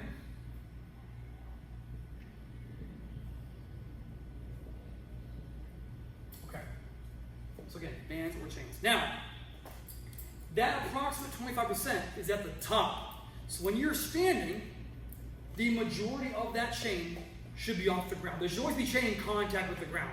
That way you're not free swaying. There are instances where if you are working with an athlete, if you're especially combatives, I personally do like when they get to the top, change completely release, because it does add a layer of stability and they really make sure they're bracing. And if bracing is a major issue, I would rather do that than hang a kettlebell on the outside of the barbell. You're just adding something else. All right? Would you very simply raise the lead chain on the big chain and make it more stable? All right? So that creates up top, okay, approximately 75% load. That creates up top, 80% load. That creates up top about 85% load. Did I do my math right? I think I did. Yeah, I did. Almost that. Okay. Let's lower that a little bit. I did the math right. I didn't place it right. Okay. So that is why we can train this way after this and get away with it. It is submaximal straight weight percentage with a combination resistance. When you're on the box, this 50 is probably around 55 to 57. And when you stand up, it's 75 at the top, where you are strongest anyway, neurologically, survival-wise. You are strongest there in that position. All right?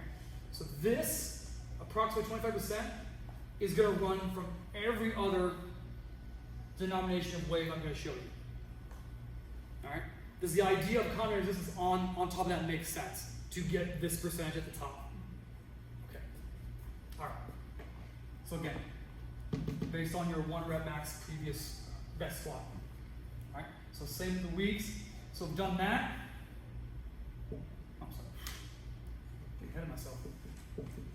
10 by 2. 8 by 2. 6 by 2. Another way being 8 by 2. 6 by 2. 4 by 2. This progression here, outside of weeks in there, this would be good, that we'll call this 1 week. In between is my absolute favorite way if I have someone get ready for an actual comp, not a retest of general lifts in the gym, but an actual comp to hone someone in is the absolute best.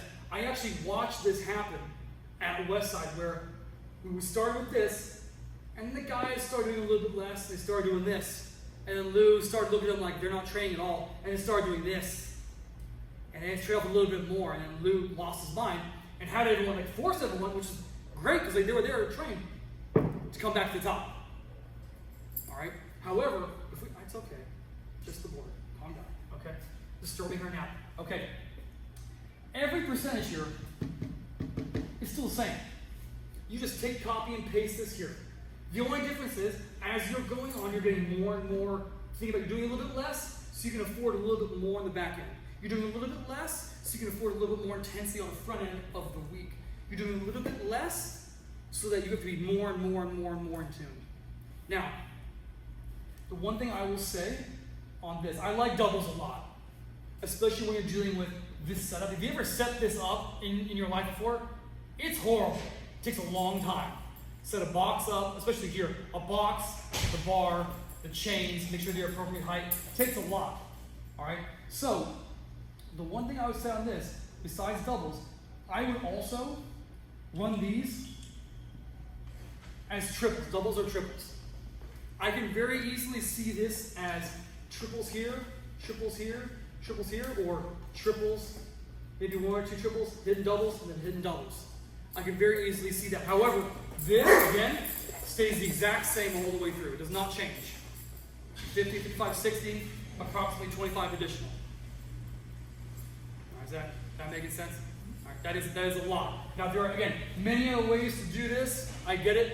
Typically, a little insider, every time we would get to our final set, so if we were doing week 1, 12 doubles at 50%, that last double, that 12th set, we would do 55%. We just want to end on a high note. Not crazy, I'm not putting 90% on the bar, just a little high note, just to show the body, hey, this is the last thing you remember.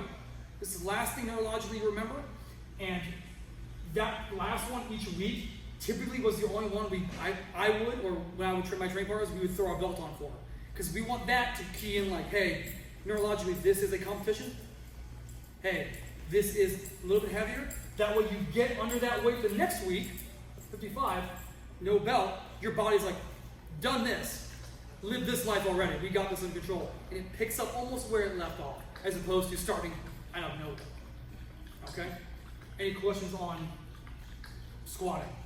Okay.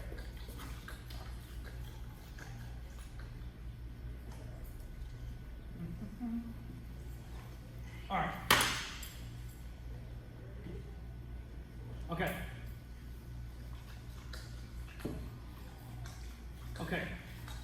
Deadlift. This, when it comes to lifts on dynamic day, was the biggest difference maker in terms of what every lifter wanted to do. Typically, 9 times out of 10, there is some level of deficit. No more than 2 inches, typically. We say then they want 2 inches for the max effort, the heavy work. All right, now, some individuals like going along with what they already had. So if they were doing 12 doubles, 10 doubles, 8 doubles on their squat, on their deadlift, they would want to do 12 doubles, 10 doubles, 8 doubles. Some people like that. And that gives you a strength curve looking like this. Everybody's going up. Some people can handle that. Totally cool. All right. Some people like having this. So if this is 12 doubles, 10 doubles, 8 doubles, and then your deadlift, instead of that, you would get inverse. You would go 8 doubles, 10 doubles, 12 doubles. Your squat would be going up in total volume intensity. Your deadlift would be going from top to bottom. Be going inverse. All right, tracking that. Depending on how much you want to push one versus the other. All right. You could also flip-flop these and have your squat go 8, 10, 12. So your squat would start at a higher load and then descend. All right. It all depends on what you're trying to emphasize the most. Okay, is that making sense? Okay. Typically, because we've already covered this, at Westside you already know, near exclusively pull sumo. Now, exclusively pull sumo, near exclusively, not everybody, but the majority of people, because when you do a box squat, especially in the way we would do it at Westside, when we are wider, we're wearing gear, you're already strengthening that position. So going from that position into the same position, you're double dipping, but you're also not double dipping because the motion, the hinge pattern is so different. The load is so different. You're going from a posterior high to an anterior low. It's very different. Band tension is different. The pullback is different. So you can double dip, but you're not double dipping. And it's very easy. You're warm up. You don't need to take your briefs off, which if you had a big pizza the night before, I would tell you what, I've been trapped in them for 40 minutes before because I just can't get them off. All right, that's going to kill you. So if you're already there, you're already there. All right, let them live. All right. So that's in general the idea of deadlifting when it comes to weights. Now, percentages. I'm going to write up what I'd have an athlete do, and I'm going to write up what we did. Okay? So, athlete-wise, I'm staying anywhere from 30 to 40%, and I'm only adding approximately 20 to 30% common resistance. Remember, deadlifting in general, you're going to be able to use a little bit more common resistance because the pattern is so much more primal, and there's a lot less stability. If you think about squatting versus conventional deadlifting, you can Conan. You just bend over and Conan that typically. All right, squatting, I have seen a lot of people get on a bar with cocaine in their nose and drop that thing and make it and come out alive. All right, so I would stay down low and run that the entire way. Slightly going up, or honestly, just staying the same. Just staying the same the entire time. In a deadlift, especially post-squatting, they're going to be tired. And as a coach, if you are watching me do 12 doubles, that's 12 sets that you have to fix them. That's 24 total reps you have to fix them.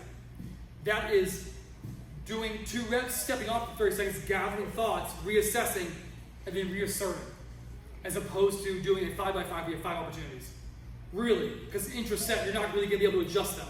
unless they're very trained, mature, and can adjust on the fly. And even if they can, then you may be dealing with, they try to re-brace, somebody doesn't brace properly, and then, you know, something happens negative.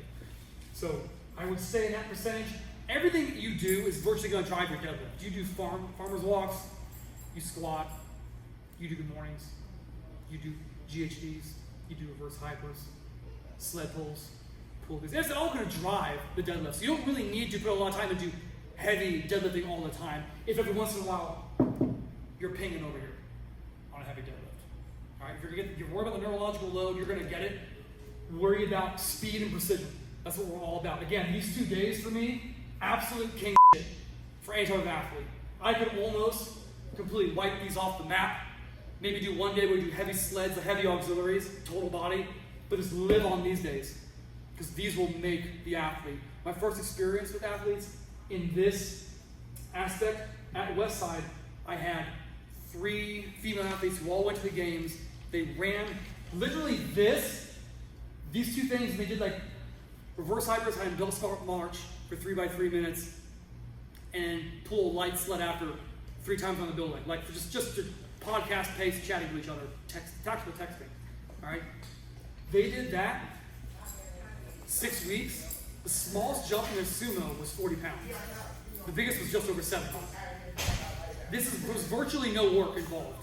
They were in and out in sub an hour. So that, to me, that's why this is so potent. If they've never done a box squat properly, they've never used chain, that's 2 layers of stimulus. If they've never used 6 squat bars, it's 3 layers of stimulus they're going to use. If they've never done it properly, that's 4. If they've never gone from that to sumo pulling, that's 5.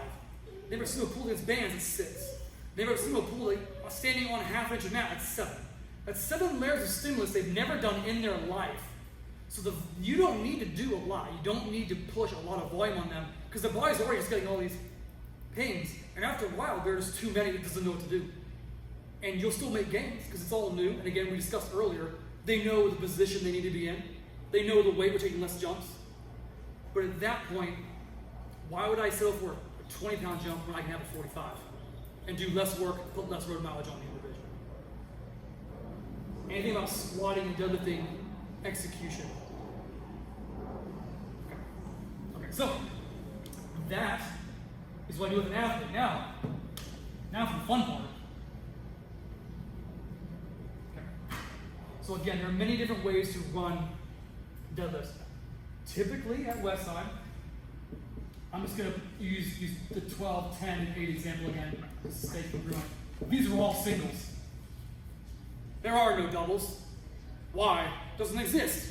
Because if you're in a competition, you're not pulling a double, which is 100% correct.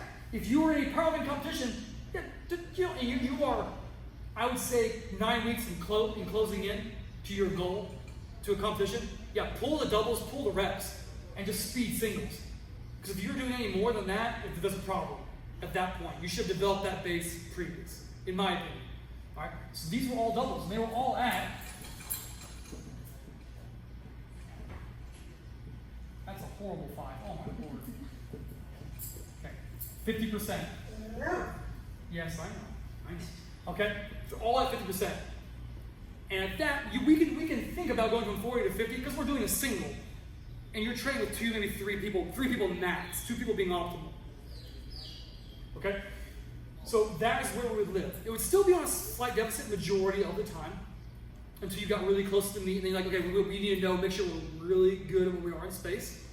Which if you're only doing about a half-inch deficit, removing that's not going to make a lick of difference. It's only going to remove a little bit of time on attention. That's it. Very, very little time on attention. However, removing that last week, so if we're running deficits here, half-inch deficit here, and let's just for sake of simplicity, 12 and 10, with that extra half-inch deficit you're standing on, you're generating 12 and 10, 22 seconds of additional time on attention. You clear that, and you go from 22 seconds of time on attention down to just 8 seconds time on attention. That's a huge difference. It's a huge neurological load that's now off your shoulders. It's now off the athlete's shoulders. And they're going to recoup a lot faster. Nervous system's going to catch up faster or recoup faster, however you want to define it. All right? So that, on the whole, I understand these can change And you know, this is a non-exhaustive list. I have watched fives, I have watched triples, I have watched 3-inch deficit speed pulls, I have watched that. I have watched half deadlifts into a full, I have watched that. So on the whole, if you're thinking just absolute basics, like this is like this knee jerk, that. Can't go wrong with that. If you're trained for brute force power, train someone with vertical jump, broad jump, that. Make sure the bands are correct. The bands, this is the fun part. For males, females use the same band tension as males. Unless you were Dave Hoff or you were Jake Anderson. Then you're talking about they're using 300 plus pounds. And that bar moves with 3 plates like I'm moving 135. It's the most incredible thing ever. Okay, this is about, I need new hands. About 200 pounds. Band at the top. That's what that band life was. The bottom, we're probably talking 130, 150. If we're in sumo position, if we are in conventional position, you're probably maybe talking a little bit more than 200 at the top. Some of the really tall guys, we had a guy there that lived there for over a year. He was 6'8". So bands for me was 200 pounds. He pulled it. They were like 260. God bless his soul. He also pulls 100 pounds. So wasn't really a problem for him. All right, but that's the band tension on that for a single. This is why, for in my opinion, an athlete, 30 to 40% with that 20 to 30% band for doubles is where we need to be. My opinion, it's where I've seen the most carryover. The most carryover. Again, they're not weight room warriors. They're not trained for a powerlifting competition. They're trained to go on the field or downrange or on the mat and execute, kill somebody. Right? Yes, sir. That's a good answer. Yes, chef would be the better answer. We'll get to that one. We'll get to that one later on. Okay. Okay, so we have that written down. This is the last day. We got to wrap up and then we're going to take a 20-minute break. I promise. I promise. Don't you dare. Don't you dare. Okay. So, just like everything else, we got our secondary. Secondary, really just try to keep it as simple as possible. And this is, again, we'll go over what I would do, and then we'll go over what would really happen. All right. So secondary. So again, ATP, bell squat, athletic training platform. All right. March or box squat. That march, again, very simple. Is usually just 3 by 3 minute, and then the box squat usually 5 to 8 by 30. 30 was a magic number. Now that box, we also use what Lou called the hat sock. Remember that thing, that round? It was like covered in duct tape. Yeah. Or did we not use it? We used that. Basically, it gives a little bit of absorption so that you stand up. It's like standing up off a couch versus standing up off a hardwood chair. It's a little more difficult. All right. After that, so we have your tertiaries. So good 3 auxiliaries. So 1, 2, 3. All right. First, typically, not to beat a dead horse from over here, it's typically going to be glutes. And I'm telling you right now, I've never seen anyone do a glute bridge at Westside ever. Does not exist. All right. So I always keep it to reverse hyper for an athlete. So anywhere from 3 to 4 sets at 30 to 100 reps. And that's 100 reps in a row. That wasn't 100 reps CrossFit in 2020. You do that in a row. Okay? I know. A lot of people look at that and they're like, there's no way. I have a coach out in Phoenix. He'll probably watch this and text me. Really angry. I won't say his name. I put him on this reverse hyper, which was 410 pounds for 50. He can't complete it. So he chose death. He's chosen death. He's chosen five sets of 50 to 100. That's what he chose. So the load's a little less, but the volume's very high. We want maximum endurance of the posterior chain. All right. After that, again, my opinion for an athlete, these two, you can tell, especially this section here, if you do that, that's a lot. That's a lot. Whether you put bands, straight weight, bands and straight weight, even though you're taking eccentric and concentric portions and divvying them up and reducing time under tension for reduced muscle soreness, that's still a lot. This is still a lot. Even if you did 3 by 30 after that, it's still a lot. You would definitely work your way up and then level down at a set and work your way back. Right? After that, this point, I would do an inverse curl, and I would stay 3 sets of anywhere from 10 to 20 reps. All right. After that, we've done the glute, the rector, we've done the hamstring. I would actually take this and I would make this sled trips. That is going to help to create a large training base. It's going to help flush out all the lactic acid we just did, all the damage we just did, especially if we've all been there, me especially. I get excited in the weight room. We get a little too aggressive as a coach, we push too far, and we kind of notice that, like, oh, we did too much. All right? If you're doing this appropriately, this will not be a problem. Will not be, you can progress this for the infinite system. All right? Sled trips. Because this is a dynamic day, we want more volume, so the minimum is 10 trips. I would say the maximum is 20. A trip equals approximately 60 meters down and back. So that's 120 meters total. The load on here, typically for me, initially when I'm working with someone, is the breathing test. Breathing test being, I ask them, so, what do you think of Top Gun Maverick? What's your favorite part? And they say it, because we should have all seen Top Gun Maverick at this point. Okay, good. They tell you it, but they don't have to be like, oh, it's when Miles Teller came in there. And he got the shit beat out of him. Like, no, you should be able to say, time Miles Teller went to the bar and laid everyone out. Without having to get a breath. That's my initial test. 7 to 14 words, give or take. They can do that, good position. Nonchalantly, I just kind of like hit my watch until they're done talking and close it. And that way I know, okay, so if you can do that, after whatever time count was going down and back, I know I can push it a little bit more, or I need to pull it back a little bit more. Either I crack a whip, pull weight, add weight. There's 3 modalities that you can adjust. All right? Is that making sense? Okay. And then because there already was conditioning, which this is also large strength endurance proportion. I'd like to go over that today if we have time. How to properly pull a sled. The finisher, I would keep that to banded. That can be banded, a banded pull through. That can be banded leg curl. That can be banded abs. Something banded. Rep range, keep it normal. Somewhere I say 3 to 5. A good rule on bands, minimum 30, maximum 70 reps. Obviously, if you're doing band abs, probably doing 70 band abs in a row, not a good decision. So I'll stick closer to 30. Okay. Any general execution day extra questions on that? I'll erase it and go over like real life. What would you suggest as an appropriate replacement for the burst hyper in here where we don't have a legitimate burst hyper? Like a replacement for it? Yeah. You get on that reverse. Yeah. You get either ankle weights or you can buy really cheap. There are dip belts that can they can Velcro all the way down.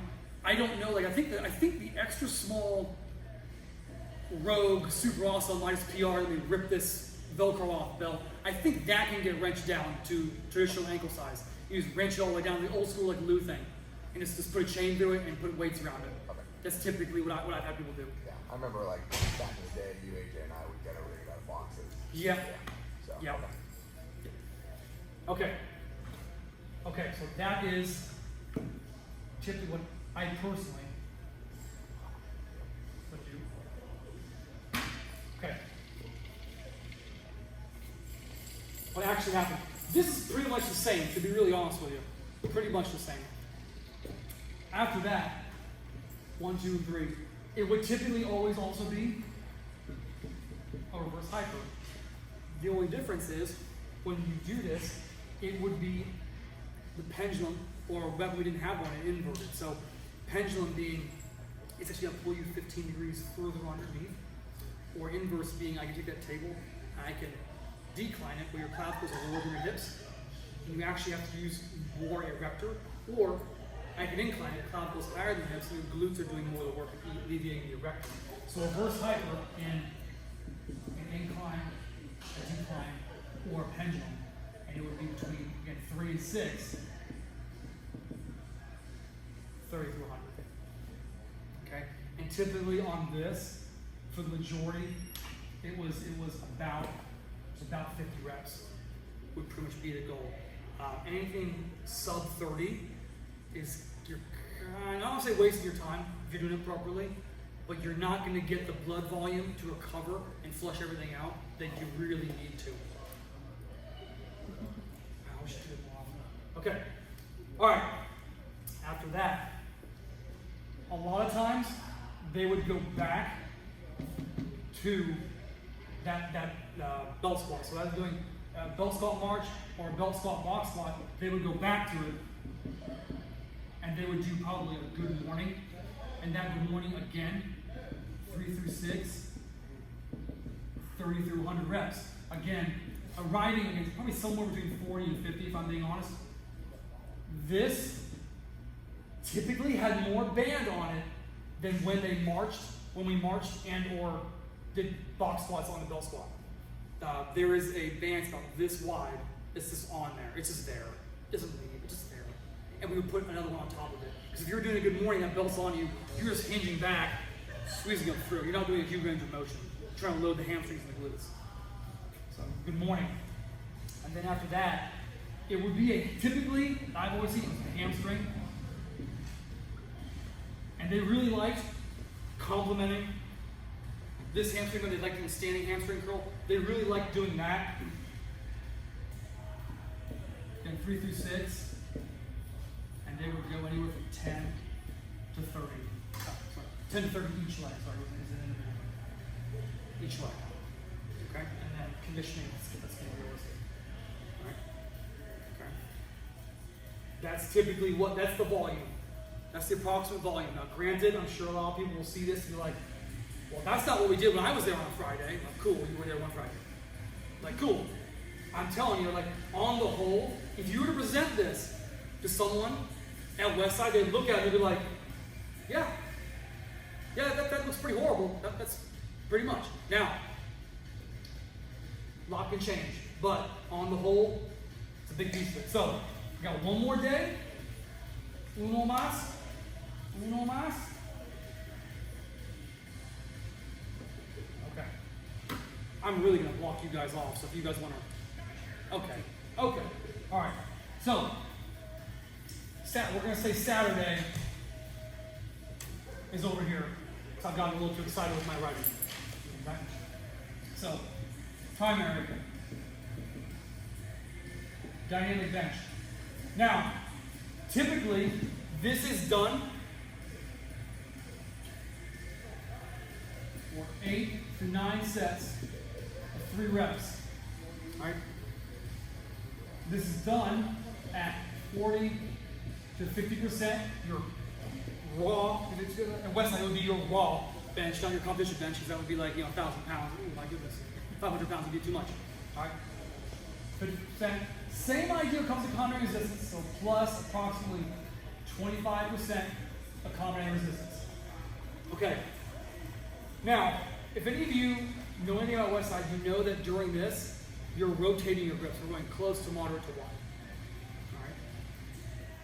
My issue with that is, because the original writing that Lou came up with was 8 or 9 triples. And I remember everyone doing 8 triples there. And I remember telling Lou, Lou, if I'm rotating my grips, I'm too anal retentive, and I'm too precise to understand if I'm doing 3 here, 2 here. Well, that means this is getting weaker. Well, I'm doing 2 here, 3, and 3. Well, then this is lagging. It's all sub-maximal by being less touches in a ballistic pattern that I want as an athlete, as a strength conditioning coach. So he said, yeah, 100%. That makes a lot more sense. Do 9. So I got rid of the 8. I stayed with 9. All right? That to me makes more sense. Now, this also goes in a 3-week wave. The only difference is from the box squat to the deadlift, when we're here, we're looking at this 40 to 50%. A lot of times that percentage stayed flaccid, stayed the same for all 3 weeks. Now, A lot of that is because coming directly off this day, accelerating it as well is a bit much. A lot of that, again, coming off this day, this is the very first thing you're doing. The last thing you want to do is throw even like a moderately heavy weight on a bar at 8 a.m. in the morning. Just feels like crap. And we're worried about speed development here, and we're going to take care of volume on the back end. Why? If we're over here, we're pinging heavy weight. We just don't need to do it. Don't need to do it. Let's take this opportunity to hone in position. All right. So when we're here, it was a 3-week wait. Now you know what? Because I'm super awesome, and I have this great amount of this. Let's do it in blue. That way it makes more sense. 1, 2, 3. All right. These 3 weeks here. Let's say these are all 50%. Okay. Sake of simplicity, all at 50. With that counter resistance, let's say we have bands on there, 100 pounds of band. Here's what I ran into. About my second year there, I realized when I got to week 3, this weight, whether it was 35, I went as low as 35, to as high as 55, it always felt like garbage.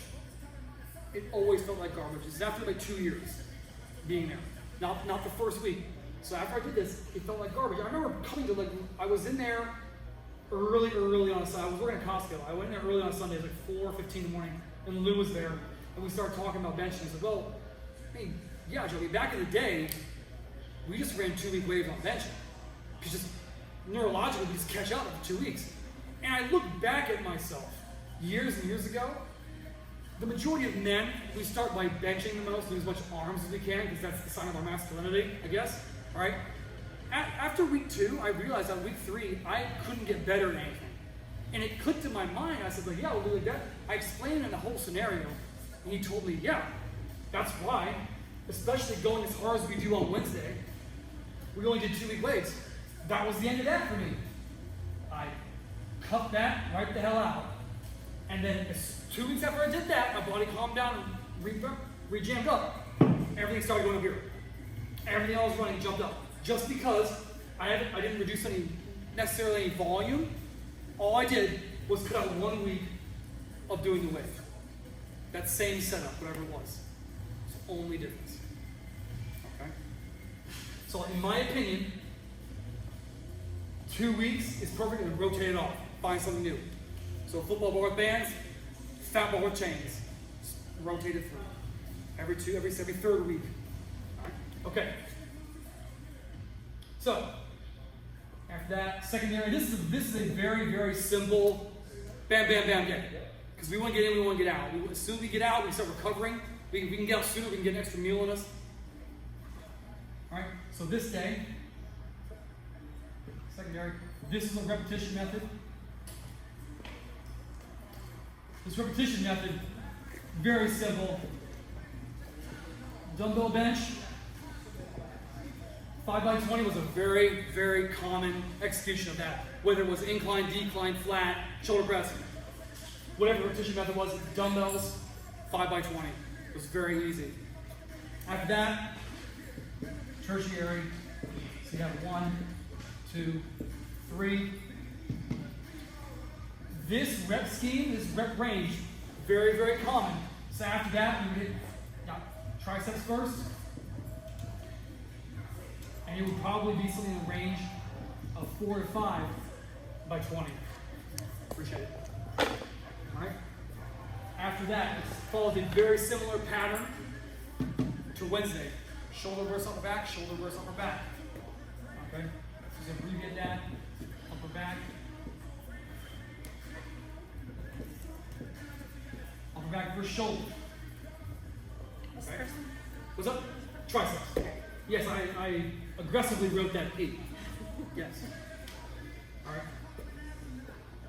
So this one we drop maybe 1. Each one will be 3 to 5 by about 15 through 30.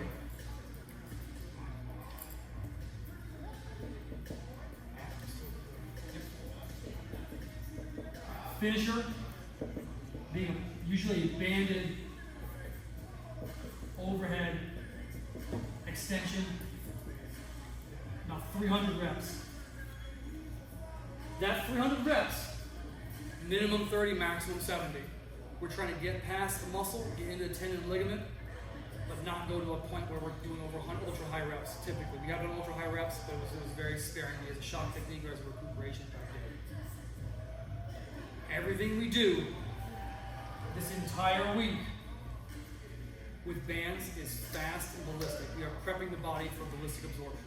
That is the absolute key there. If you're doing band work and it's slow and controlled, that's great.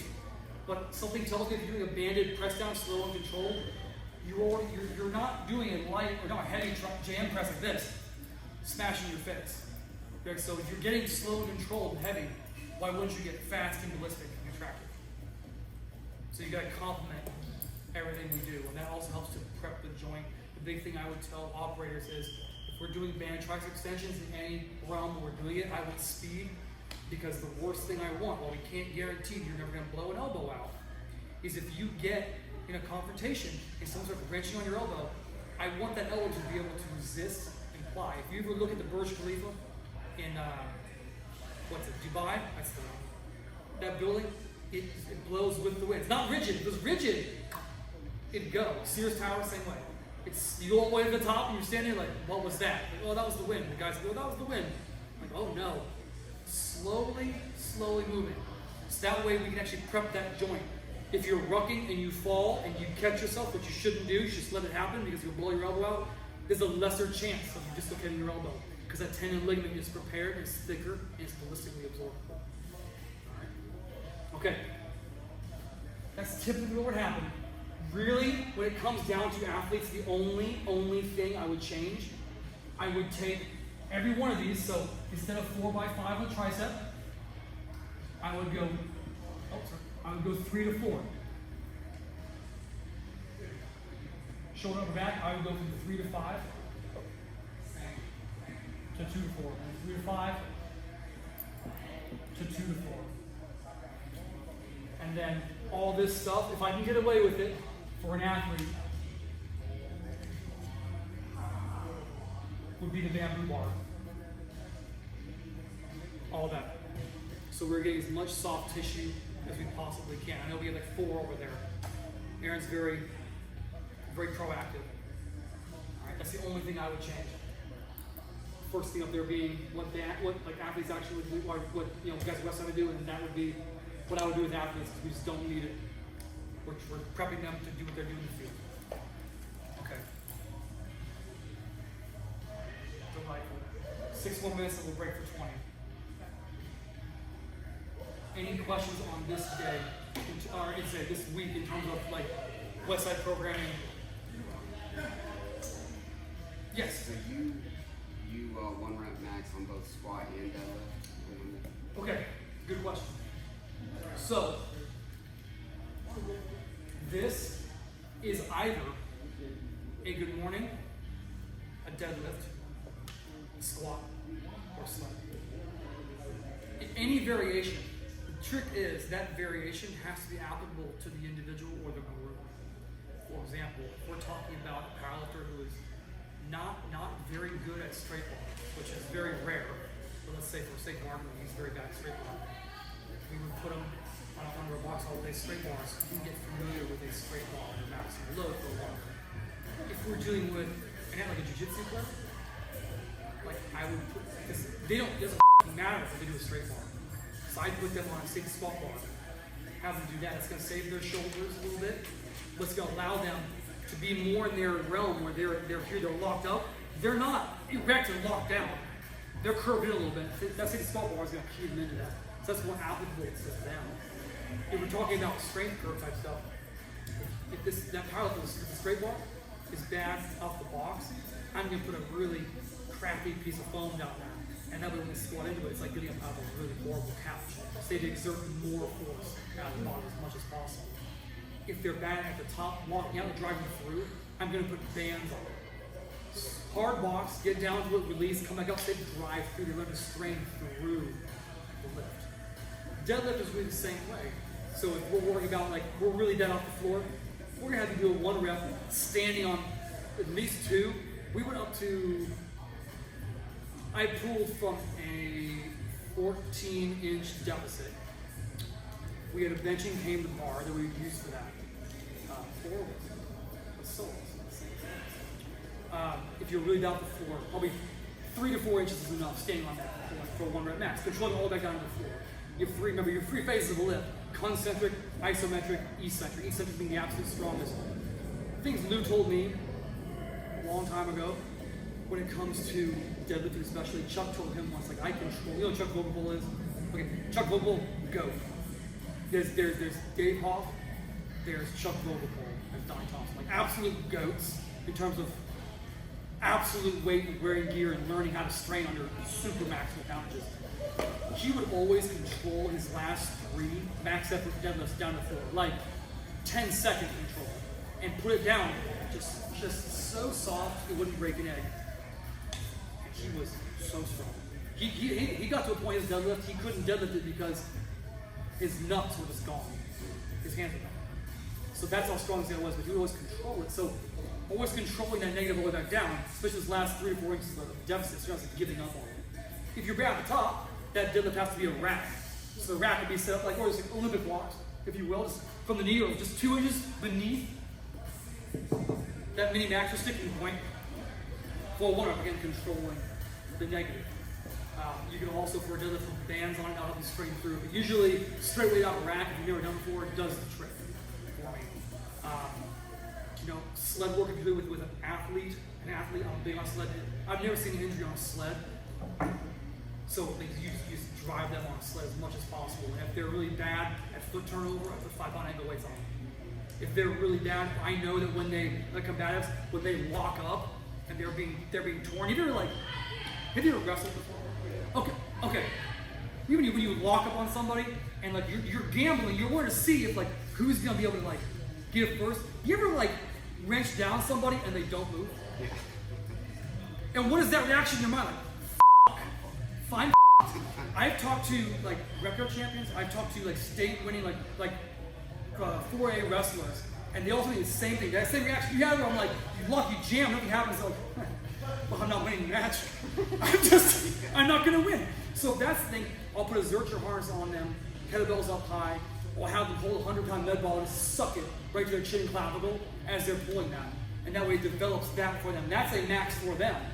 That's not a max necessarily for a powerlifter, but for that athlete individual, it's tailored to them when it comes to squat, bench, deadlift. You can do a good morning as well. Typically, Chuck was really great deadlifter. Chuck was really big into good mornings. Phenomenal. I'm iffy about them. I like doing them on dynamic effort day. Not a big max effort guy on the whole. I've seen stuff go awry on it. Just people, the standardization of a good morning is so hard to get, and some people will lose position or they'll start cutting things short. So I'd rather do it on dynamic day for 10 to 30 reps and just get that time on attention to develop that ballistic tissue than like maximally good. My opinion. Some people disagree with me. I got a guy I know there, Burley Hawk, huge. The guy squats over 9 raw. It's incredible. So great. Benches 6 raw. I watched it. He loves good mornings. He can good morning 600 plus pounds out of chain, out of the ball. Just get underneath it, cold. He's delightful. I can't do that. I can't justify that. Certainly, as a professional, I can't go into a Power 5 weight room and tell 30 guys, maybe 5-10 of them who are going to make $2 million minimum next season after they go through their pro day and get drafted. We're going to get under this giant camber bar and chain and deadlift it out of the bottom. With or without a belt, with without mobilization, without, I can't justify it. Personally, I can justify it on the back end, 100%. Does that answer your question? It's a lot.